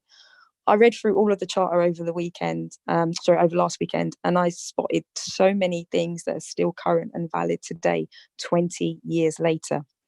As a result of having read it last weekend, some of us put our heads together, who were the young people that created it then, and we said we want to relaunch this now, because there is so much information in it, and because we had aligned it so closely to things that needed to change in government, these are the kind of snapshots and the things that people can put in their manifestos, whether you're Conservative, whether you're Labour, whether you're Green, it doesn't matter who you are. These are the rights that we should be really pushing for as Black young people. And I'm not saying I'm young anymore. I don't feel young. I'm young in spirit, but not in age. But this gives us an opportunity again, as people that did a lot of campaigning, because now the collective is the six. We're looking for the rest of the team, and we want to help anyone that wants to sort of steer things forward. But Lee hit the nail on the head. It has to be a collective voice. And the strength that we had as the National Black Youth Forum was we covered the whole entire country, and we had representation from groups. I mean, at one point, we covered, I want to say, about 5,000 students' voices with the content that we had. So we decided to try and reinvigorate that again. And I'd be looking for any young person, any guys like yourselves, to help us take that campaign forward. Amazing. Oh, thank you, Chanel. That is, thank you for sharing that. And thank you for letting me know that in the chats. Very, as I said, very happy to work together with organizations that are looking to form a collective voice to take the issues forward. So I hope that we can have conversations outside of this town hall meeting. For sure. See someone. Thank you. Can I just come back in on one point? I think the thing is, we've done this before, and some of our experiences, I've heard them echoed with what some of you guys have already said today. we were followed by the police, we were followed by the National Front. There are so many things that happened to us as a little group of young people. Most of us actually hadn't even started university yet. So the struggle is real. So if anything, we want to really, really help you learn from some of the stuff that we suffered. And I say suffered because some of what we went through wasn't pleasant. So we're still here, we're still fighting, but we now want to make sure that any activism that is done in a way that keeps you safe. You know, that doesn't open you up to having the National Front turn up at your workplace. Those kind of things are not pleasant. So we're here to support any of you, just to help you get it right, because it benefits all of us in the end. Yeah, absolutely, it does. Thank you so much. Thank you for that. I see someone in this meeting here. I mean, at the start, this would have been the part where would have been reading out the names and acknowledging people. But I see Shakira Martin here. She was the first black president. First black female, yeah, president of the NUS, former president of NUS. Hello, Shakira. Hi. Well done, CY. I'm so proud of you. From the planning of Black Impact in our hotel rooms to like having you get me, like I am so proud. Well done. Thank you. Good to have you. I thought it was be good to see you. And obviously, in HSC, I don't know why I'm pretty loud. So you are now in HSC, and we have had on racism. I did this thing because right now I do a lot of work with dating. I'm that it's the same thing. What's been your experience? And now, yeah, I didn't really hear you. I heard every other word, but I think I got the gist of it. I think one of the things is you think that the struggle stops when you go out into the workforce and after you've kind of proved yourself by having a kind of platform as a Black woman and being able to think that you can go out of that environment and think that you would be respected. And the fact of the matter is, what I'm finding really difficult at the moment is being in senior management and being a Black woman and having to really overthink and soften myself down because I'm aware of the fact that people may be intimidated by my presence. And that isn't me whiting myself up. It's about picking your battles. Because as you lot say, like Lee, like I rate you so much. You've been about, like you started this thing like a veteran, like amongst others. And sometimes when I feel like giving up, I think about Lee, I think about Diane Abbott, I think about all these old school G's thinking, rah, if they gave up, we still wouldn't have the first Black woman president, let alone having, you know, the second now 4 women of color leading that organization. But what I want to say in the student movement that I think is really important, and Basayo touched on it a little bit, is around making sure that our time in the student movement and so much going on in the need to feel like we have to be reactionary and have a comment for everything at that right time, can break some relationships and break some good friendships and break the potential of being able to build your network and build, you know, like the resistance to what we're going on. So I just want to remind you lot, new student union officers, old student union officers, like old schools, like that, remember the perspective, because sometimes when you get locked in, you feel like it can just feel very isolating at times. So just remember that, you know, there's going to be different viewpoints, but the worst thing is for us as Black people to be divided, because as much as I've had some negative experiences with many people, many of my own across the student movement, and I'm hurt, I would never wish them any bad, and I would always, when the shit hits the fan, stand with them. But the struggle doesn't finish out of the student movement. You're going to go into the workplace and you're going to start all over again. So our focus ain't just about the student union. We need to start talking about industry and our different industries. If we're in STEM, if we're studying sciences, maths, engineering, it's about how do we as people make sure that our values of what we want from a organization is kind of important, and be bold to do that. But somebody has to start it. and you are going to feel burnt out at times, because tackling racism, I mean, at my institution now, we had a big old debate about putting out a bloody statement, and we basically had to fight to get Black Lives Matter put in and George Floyd that was put in, which was basically taken out by one of our board members who's a BAME person. So even in this kind of stuff that's happening, people's exposure's happening, and you're really being able to see who your real allies are and who isn't. Yeah. That is, and I don't want to pack it. Is someone playing out? Because I can hear it. You sound funny to me. Yeah, that's because I might be playing out of someone's, I don't know. Yeah, someone's mic is on, I think. Can you all hear me properly now? Oh, Yeah. amazing. Oh, brilliant. Yeah, because I could hear myself. I knew it's playing. It's like when you're on TV and you have the TV on, it echoes bad. So that's probably what's going on. But thank you all so much for sharing. I just feel like there might be some questions from different people sat in here. So now's the time to speak, questions, comments, whatever. Bring it all out, please, before we draw this to a close. If you want to speak, just go for it. No? Okay. I don't want no, this is the time. I don't want no one messaging me and texting me and dropping me things. Simeon's wants to answer something, but I think I don't know why we can't hear him, because I see him talking. Yeah. Oh. Who? Simeon. Simeon? Can everyone hear me now? Oh, yeah, we can. Yeah. Okay, that was weird because I was talking but no one's hearing me. So I just wanted to say, like, we're all here. I'm gonna just assume that everyone's like me, like we're all feeling pumped and all that.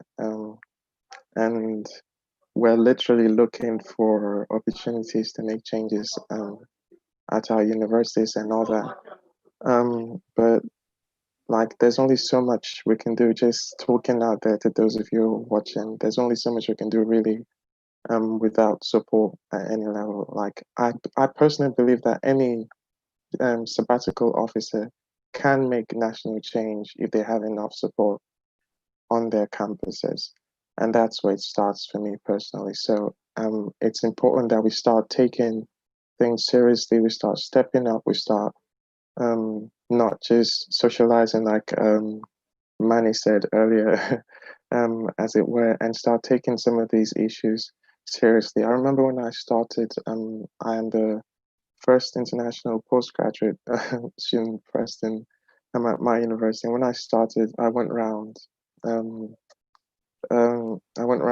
societies talking about the BAME awarding gap, as we call it at my university, and because it shouldn't be an attainment gap, because when universities give certificates at graduations, they don't tell students that they're attaining their certificates. They say the university is awarding certificates. So if Black students aren't making the cut, then we're not the ones not attaining, they're the ones not awarding, and they need to do something about it. But I went around talking to students about the BAME awarding gap, and I tried to get that stare and all that. And it just proved really difficult. And I think that's where it starts. Really, we need to give that push and get things going if we want to see change. Really, so. I agree. And what university are you from? Or... I'm from University of Hull. Shout out to Sarah. Love you, sis. Well done, amazing. That's really good. Anyone else have questions, comments? Let me check the Slido in case someone's dropped something on there. Oh, someone's said here that my friend can't comment, but he wanted to know if we all believe the BAME tag is outdated. Oh, I feel like, why is this coming at 7:45? This is just going to drag this conversation. But my friend can't comment, but he wanted to know if we all believe that the BAME tag is outdated. He's 24, and amongst his Black Brits don't find it suitable. Oh, amongst his generation, Black Brits don't find it suitable. Who wants to speak to that? So I just have one thing to say on that. I think I kind of agree with that in the sense of where, because I think whenever, especially in universities, they try and use BAME when they're trying to when there's meant to be a black population kind of issue, etc. And I think when we start looking at BAME, looking at ethnic minority and stuff like that, looking at minorities, it then starts tying a lot more things than what you're trying to do. So, like, for example, if the issue is in regards to, or whatever the issue or solution is, it's in regards to black students. When the moment we start labeling that as BAME, I think it then starts targeting all the other minorities, such as LGBTQ, mature students, because they are a minority. And I think not just that, I think the term also people of color is something that I'm never really been a fan of. Mostly for the fact that it basically insinuates that white is the default color. And from what I know as well, that, darkness is the absence of color. As a black person, you are essentially a darker shade. And if you're a darker shade, how can you be the person that is the person that's colored? But yeah, that's kind of what the comment I had on that. Yeah. Okay, anyone else?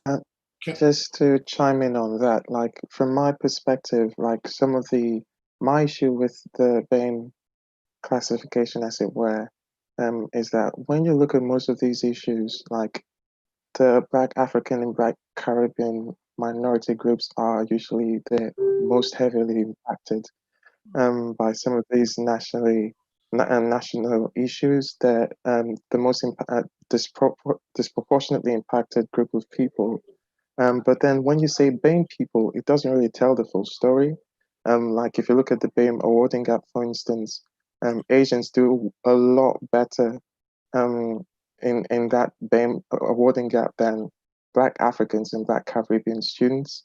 And I think it doesn't take the whole story. So it's very important that I know there's that BAME thing. And we also have to know that, like that wasn't a name we gave ourselves. It was a political name that was given during the riots, probably in the 70s. Just, these are the group of people that are making the noise, and then they brought a policy to make changes and all that. And so it's good that, if we want to have momentum to make changes on issues that impact everybody, all good and fine. But if we're drilling down to the nitty-gritties, we have to understand that Black, African, and Caribbean people are usually heavily impacted by most of these issues than the rest, really. So just my take on that, really. Yeah. Can I add to that, because I think there's some validity in that. I think that having one of the weaknesses I felt with African and Caribbean students is their self-organization within the Black Students Campaign was largely ACSs, and they were party instead of being focused on some of the political leadership training. And so I think that having a specific focus around African and Caribbean students is entirely appropriate. And that doesn't mean to say you can't have discussions with all sorts of other groups where you share a common agenda. But I think it's very important because I think that the tendency of political strategies and movements is that where you subsume blackness, it becomes drowned out and it becomes less of a priority. And every time we get into the broader category, we lose the specificity of blackness, and therefore some of the issues that are very pertinent to us evaporate off that agenda. Now, that doesn't mean you're anti any other group, whether that's Asian communities, Sikhs or Muslims, but what it does mean is that you have a strong black agenda that is part of a negotiated transactional relationship with all these other groups to see what we can agree on and where we have some common agendas. So for instance, stop and search would be an agenda that is shared, I would suspect, by Bangladeshi and Pakistani Muslim communities. I'm absolutely sure that they'd have a view about it, which would concur by and large with the view of the African and Caribbean community. And that's just one example of where those alliances can be made. And there are many alliances to be made. A lot of our people are lesbian, gay, and trans people. within the movement, and they need, we need inclusivity within that conversation in relation to our orientation in relation to the wider mainstream movements of that, to ensure that the same way we're trying to reinforce your spaces within the student movement as Black leaders, that their leadership within the mainstream is also supported and reinforced. And there are other elements of a transactional relationship with other groups that is purely based on what do we have in common, where do we agree, and we can make that agreement. But Black specificity has to be the starting point for building those confident relationships with a wide range of other groups who may share our agenda. I agree. And I think just to sort of like go off a point on that question as well, I think we need to understand how the word BAME benefits universities to be able to tackle it.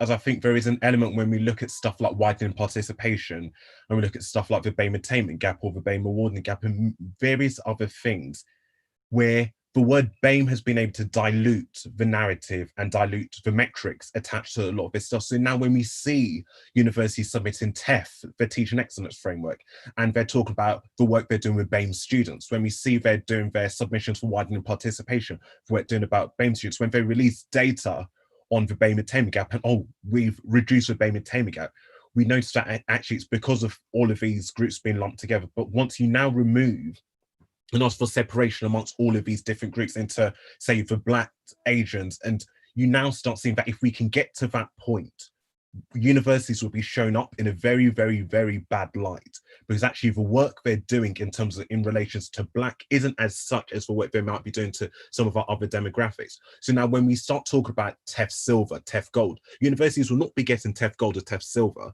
if the narrative or the metrics were as open and transparent as it should be. And I think this is something in some of the stuff when we talk about moving forward with the conversation that we should be trying to call out and trying to change. Because I think now when we start talking about changes, substantial changes, tangible changes in higher education in our institutions, the moment you can show to light actually the metrics or the data or the research isn't as transparent as it should be, that's when you can start having a conversation to say actually, but I think when the government or OFS or Advanced HE or whoever might be look at the data and it just says BAME, they don't ask for a breakdown. Their perception is that they're doing really good. And I think actually what we know is that we aren't there yet. How do we get to that point? Let's call out, let's change, and let's push for some of this stuff. So I agree with some of the other points that have been made here today as well. And I think I would also want to add something to it.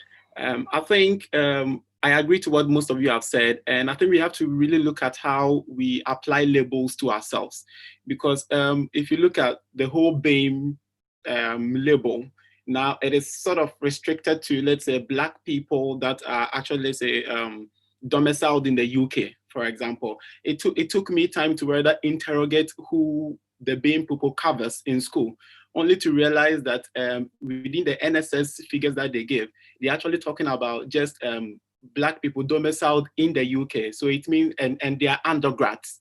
So it means Black students that come from Africa that come here, those come from the Caribbean that come here, they are not classified as part of it.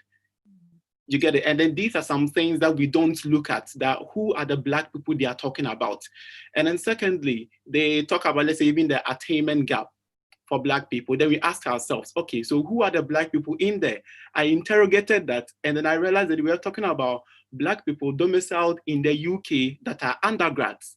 So are the, let's say, African students that come here, are they part of this whole BAME, how do I call it, tag? Are their issues heard? And secondly, are we always using the BAME to talk about issues rather than also highlighting some of the very successes that Black students are achieving? Because it will interest you that most of the Black students that are postgrad that come from Africa excel so well than their white counterparts on campus. But do we even talk about that? We don't, because most people would want to be much more motivated to join us when they hear that we are genuinely sort of also making, achieving and making an impact, rather than creating a narrative that the Black person is always behind and always requires support and all those kind of things. So it reinforces that whole superiority thing that is mostly in most of the non-Black people's heads, you know. So I think that the way we apply labels to ourselves really it's like a blessing and a curse, but more of a curse than a blessing. And we should really be looking at that and how we apply it to ourselves. Just to, I just had, sorry, I just had a question before you spoke. Lee said about Black people being part of the LGBTQ community, but what would you say to individuals that are very pro-Black equality, but don't necessarily agree with the LGBT community or aren't in support of it? Can I answer quickly? Yeah. Is that your question about basically people who are pro-Black but homophobic? Don't. Yeah. That's exactly, what it is. yeah. It is what it is. Okay. Ultimately, I think as Uncle Lee wrote in the chat, like what you will notice about any movement, is that when you're oppressed, it doesn't relieve you of agency to learn. I think people believe that if you're oppressed people, it means that you're already like you're the most woke, if you get what I mean. But you'll realize that when you look amongst us, part of the conditioning and part of the oppression that other structures have given us, whiteness or whatever it is, capitalism, means that we've internalized and we've accepted or embraced certain phobias and discrimination and prejudice and all these kind of things in our own community. So just because we are Black and we hold certain views doesn't make those views okay.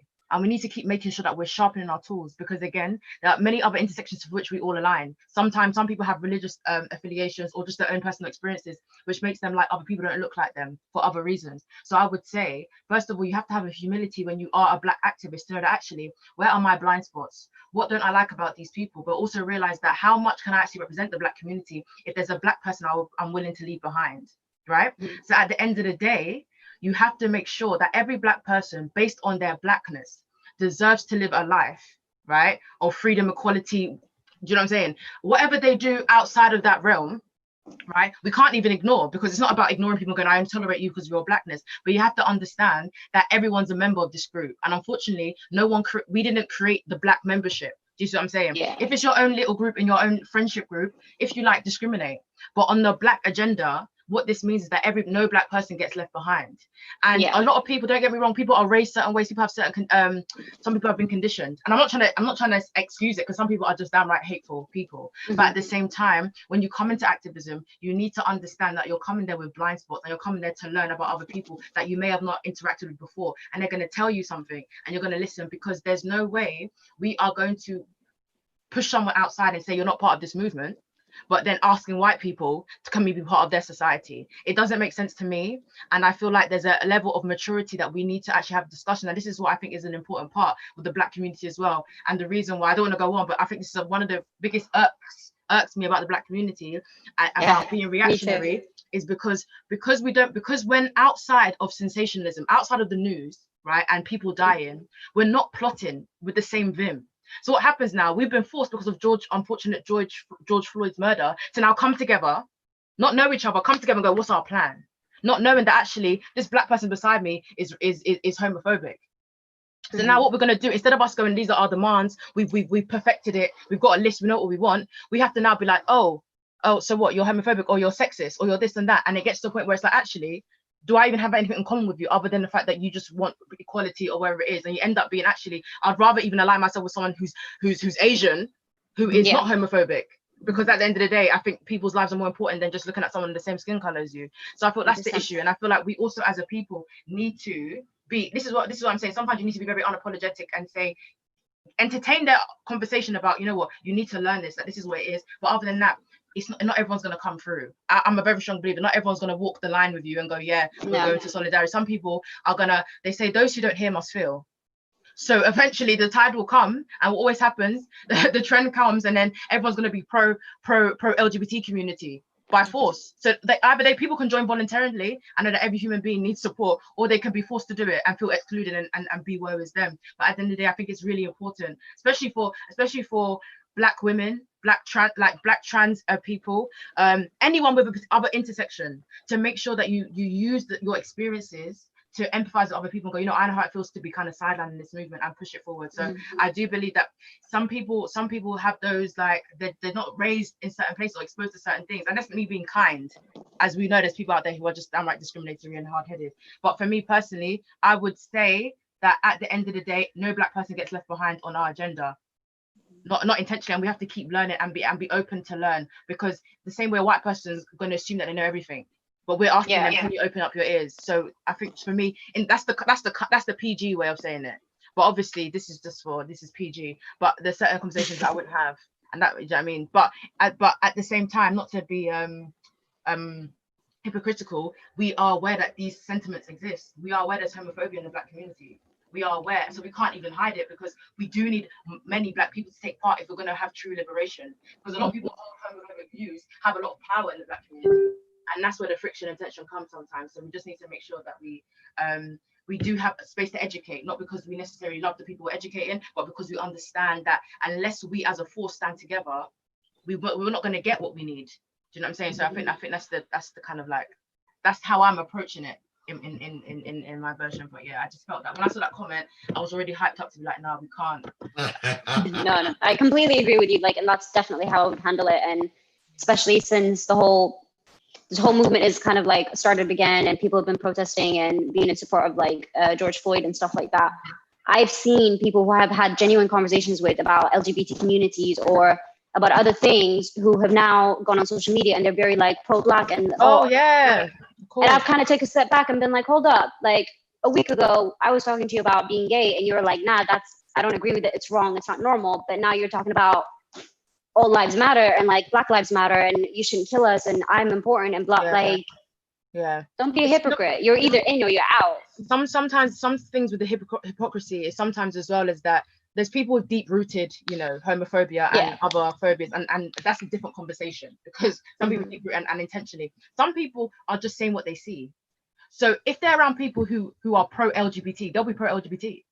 They're not convicted. Do you get me? Some people are just there wherever the wind takes them, because it's on trend. Don't forget, everyone was changing their DP to black squares. If you didn't change it, you're gonna feel some type of way. If you're not posting about Job, you're gonna feel some type of way. So it's like everyone's posting, it's like, yeah, but when it stops, they're gonna stop. So you have to understand there's people around you who are just there for they're hangers on, they're just there. They're not convicted, whereas a lot of us are convicted in our views, where it's like, no matter who I'm standing with, I'm gonna tell you that you're not going to exactly how it is, those views. So I think that, but the last thing I want to say on this point, very last thing, is also the fact that we need to give credit where credit is due. A lot of these movements have either been started, or their engine and the energy behind them is because of black trans women, trans people in general, LGBT community, and of course women, black women.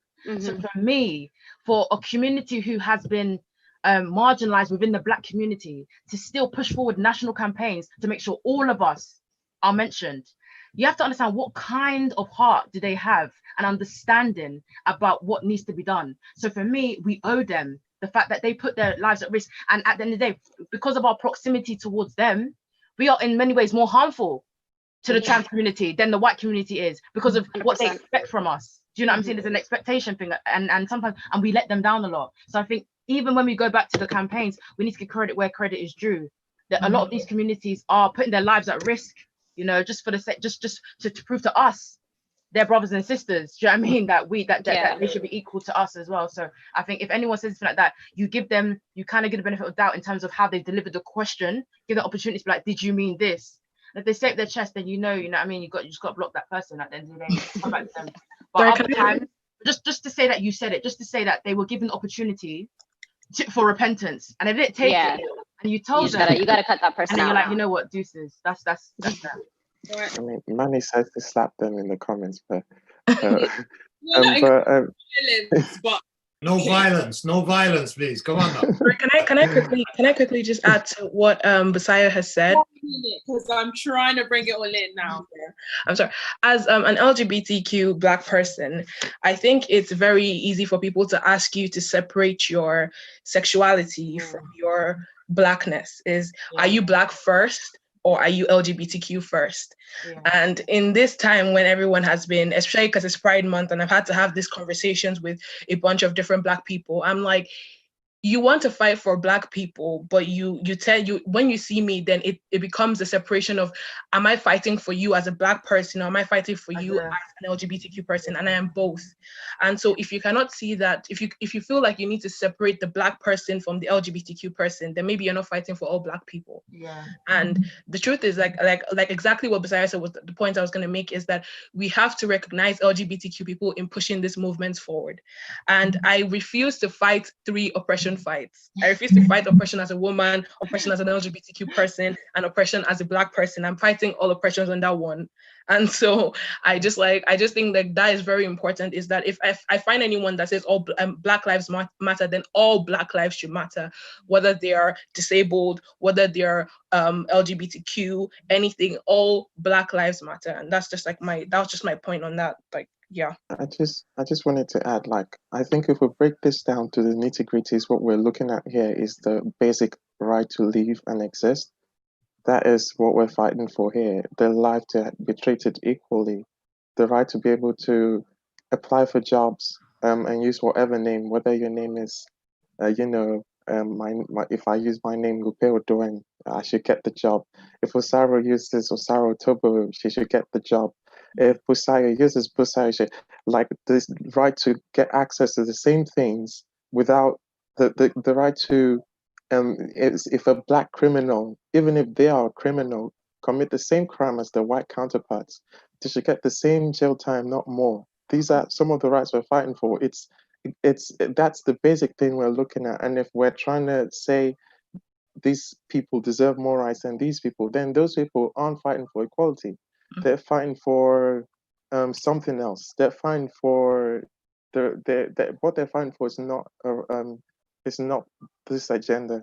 That's all I know. It's something else. If that's not at the heart of it, that's not what they're fighting for, then they're not on your team. And I just wanted to make a comment before I forgot. Kwame made a mention about international students, and when I started within my role, that's within the first month when I started working on the BAME awarding gap. That's the first thing I discovered, and I think it's important that we, as presidents, we don't lose sight of that. That as we do our roles within the university, we try to ensure that things that also impact some of the international communities that we have on our campus also, we also take that into consideration and fight for them also. So on my end, I'm interrogating within my campus as much as I can, but I think it's something that as a whole we shouldn't lose sight of. So yeah. Amazing. Thank you all so much. You see, the thing with when Black people come together and feel like the space is safe, we can go on and on and on and we keep talking because there's a lot of issues to that. So I think to try and bring it all in is because these conversations need to keep going on and keep happening. But before I talk just what the key issues are, what the key actions going forward would be, I'd just like to give all the panelists quick not 1 minute, like 30 seconds, because you'll get to 1 minute, 30 seconds to quickly say your, sort of like last points, where you think we should be moving forward towards now, and then I'll bring it all in and then everyone can go have dinner. So Bisaya, your quick 30 seconds closing. As in a movement or individuals or like? Generally, you've heard all of these, everything that's been said today. So what should we be out? What's your view on how do we now move this forward?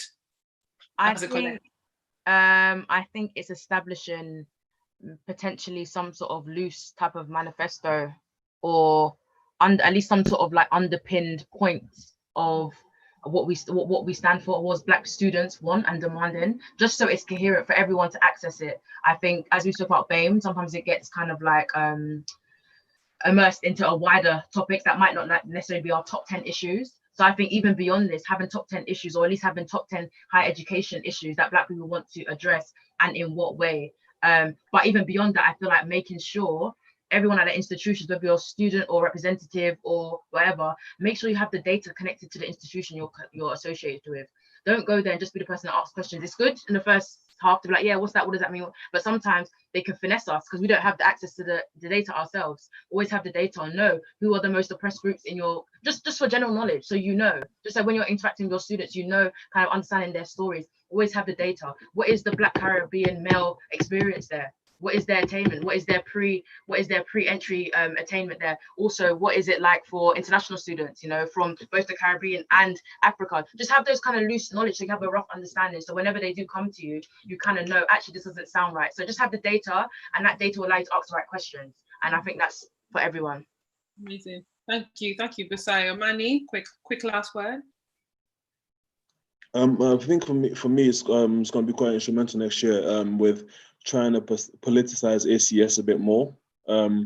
Because I mean, for me, from where I am now, in Newcastle, it's like that's always going to be the easiest place, or the place to kind of find the bigger groups of Black people. So I think the next steps for me kind of going forward is kind of starting that process of within the as you talk within this union and the university, with trying to politicize ACS a bit more, trying to make sure that, you know, when it comes to next year, when we start things, it comes September, that ACS will feel, or people in those groups, or Black students as a whole, would feel a bit more comfortable with going to the university, challenging the university and questioning the university. Because in this scenario that we're in right now and where we are, I felt this as a student myself, getting in touch with the university, every single time you're always going to get like a generic response and not a response directly to the issue that you're facing.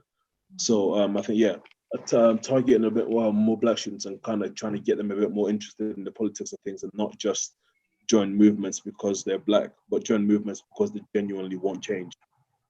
Amazing, you inspired that.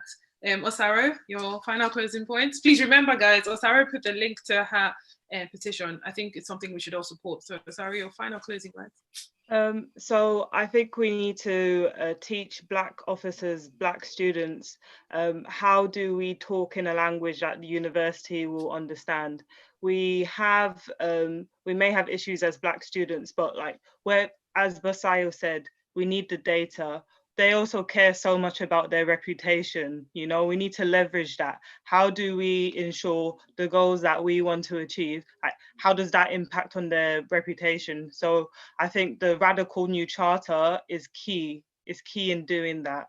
The thing that I'm working on is not just important for life after being an officer, being a student. How do we make sure that people are able to report when bad things happen? And how do we make sure that universities will be able to be held accountable, and they won't be able to hide behind, oh, our processes aren't good enough? We need to make sure we have these concrete things in place. So policy, law, we need to decide what are our top priorities moving forward, so we can channel that energy to make the change that we all want to see. Thank you, Sarah. I like those points that you made. Choo, quick closing. I think from my perspective, it would sort of be looking at the next couple of months and what short wins we can get. I think there's been a problem in the past where a lot of our themes for Black History Month have been of the past. I think I would really encourage people to try and theme whatever Black History Month stuff we're doing as the future, and really try and set some key milestones in terms of strategic and collaboration and longevity. And even if it's getting the university to commit to something that can be launched at this Black History Month, will set such a huge precedence going forward. And then working on key milestones with the university going forward on stuff that can be implemented. And even if it's a 3-year Black History, and you do it on objectives to be met at the point of each year, it holds the university to account. Then actually, when you're talking about financial incentives, actually having something that the university can commit to financially, working off that basis does go a long way. But again, that's my 30-second pitch. I'm happy to talk to people outside of this around that kind of stuff as well. Amazing, thank you. Madam President, Larissa. Thanks, CY. Yeah, I mean, as people have said, Black Lives Matter. It cannot run if all Black lives don't matter. So I'd really be encouraging people in their localities to build links to organising work specifically by and for Black people at the intersections of other oppressions? How can we be actively building a movement that centres the most marginalised people within our community from the get-go, not as an afterthought, not as an add-on, but from the centre of what we do? I think another crucial point that's been made is that we cannot allow this country and these institutions to BAME us to death. So we as Black students need to be creating spaces to radically reimagine the world we want to see. And so in this moment where the movement for Black lives is mounting pressure, as well as obviously addressing the crucial point around anti-Black police brutality, I think we need to be looking towards the future and how we can strategically direct investment from our universities and colleges and other institutions towards those spaces. And that's why I'd really encourage people to be getting investment in things led by and for Black students on your campuses, but equally investment in the Free Black University. And if you're interested in doing work around kind of fundraising for that so that we have that space that is by and for us, please do get in touch with me, because I would love to build that alongside you. Okay. Oh, interesting how you talk about fundraising, because Black Impact is just embarking on its own at the moment, which I'll talk to you about later, Larissa. And then Uncle Lee, your final closing words before I talk about what some sort of key actions that have come out of here, and then how we can move forward. I think it's a really important discussion, and I'd like to thank everybody. Your contribution has been absolutely amazing. I think the report by Chuchu about strategic planning is great. I think none of this will work unless people on this Zoom actually volunteer to get round the table and take lead responsibility for various aspects of the things that we've spoken about and deliver it. Because, you know, we can all talk a good talk, but we've got to follow through with some action. And that means getting involved and leaning into Black Impact so that we can do the work that's necessary to deliver the vision. I think ethical leadership means, Basayo's right, you have to master your brief. You can't be talking about Black issues if you haven't done the research. I tire of seeing Black people on TV talking about Black issues and they haven't done the research, they haven't done the homework, they haven't mastered the brief. In fact, the white people who are talking to them know more about the issue than they do. And therefore they become a bit of an embarrassment when you're listening to them. My personal philosophy is I don't talk about anything I haven't deep dived and mastered the brief for, because that way I know I can talk with confidence and I'm always the center of gravity on the issue in the room because I have the knowledge and experience. I think Black Impact should think about briefings around key issues. They were talking about the complaints process. He was talking about underachievement and marking. We're talking about these issues that affect Black students, producing a briefing paper for local leaders that says, here are the key issues, here's the national picture, here is your local picture for your university, or maybe they can add that and add that to the national picture, then begins to empower local representatives to have a much more informed agenda, as has been speaking. Training, I think is absolutely critical. You know, proper training, activist training that shows you activist strategies, that shows you the links that you can make by getting funding from Black businesses to help you doing what you're doing. You know, there's a massive Black supplementary school network out there. Are you linking with it? There are massive assets in the Black community. Do you know about them? Are you leveraging them? Is your university investing in your local Black communities?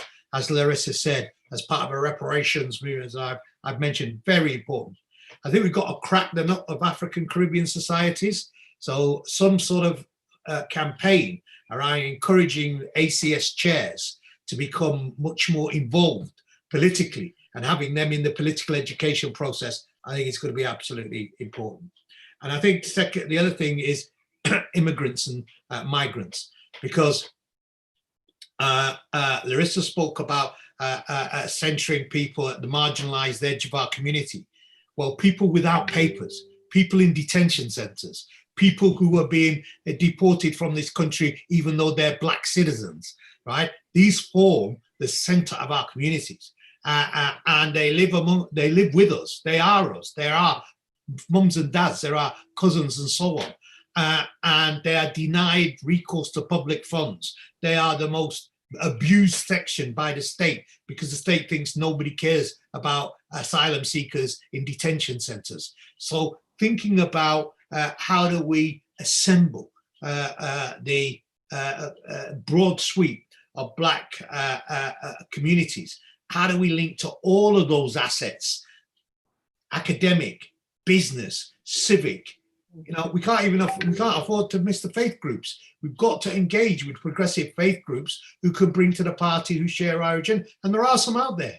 But we have to maximize this thing, because the issue for us is that the reality of structural racism is that it's an edifice that has lasted 1,000 years and has an infinite capacity to soak up your energy. And if you do not maximize your leverage, then you are flailing in the face of a hurricane. And we need to make that paradigm shift. And that paradigm shift is to look outward to building alliances and to look inward in terms of political training, ethical leadership, transparency, and accountability. Amazing. Oh, wow. Thank you. I could not have said that better. But thank you all so much. Just going to quickly mention about there's a Black Lives Matter demonstration going on in Wales tomorrow, and we're absolutely supporting that and standing in solidarity with them. We hope it goes well, as it's gone on in the last weekend, a couple of weeks across the UK and different parts of the world. Thank you all so much for joining. I think going on from this meeting, the key things that have come out is that I think there's a hunger now that everyone is wanting to do something and to not be passive bystanders. You now want to be an active participant, and that is absolutely what Black Impact wants Black young people to be doing. And so you can hear from me now that we're absolutely committed to engaging with Black students on the ground through ACSs. We've already begun to do that, to gather their input and to take forward a collective voice. And I'm going to keep coming back to you, Larissa, because you are in a key position, and I will want to work together with you to ensure that this happens. You know, if two people stand back to back, they have eyes all around. And so if we do that, then we'll be able to, you know, have greater reach and do the work from top to bottom and from bottom to the top.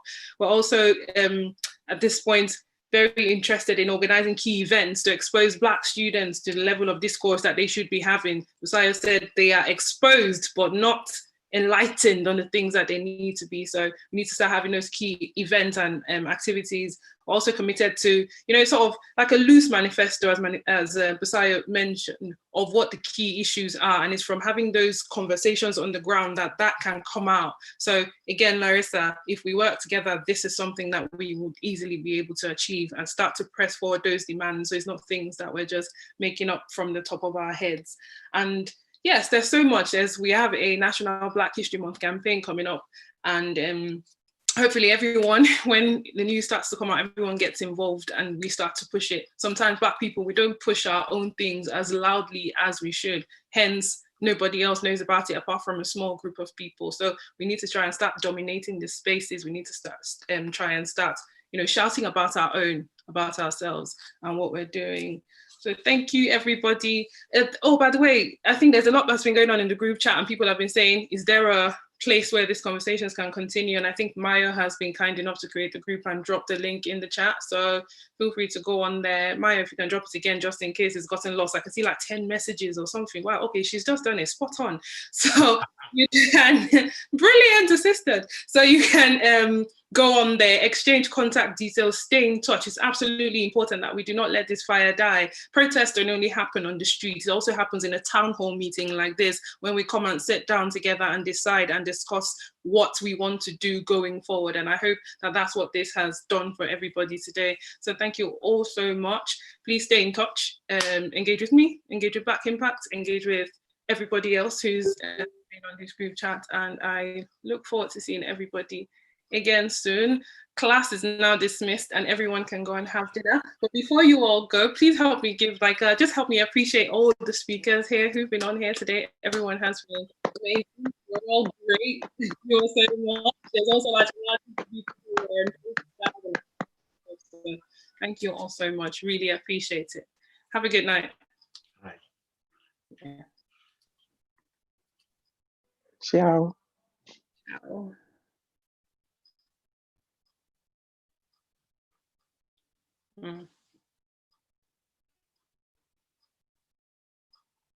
Okay.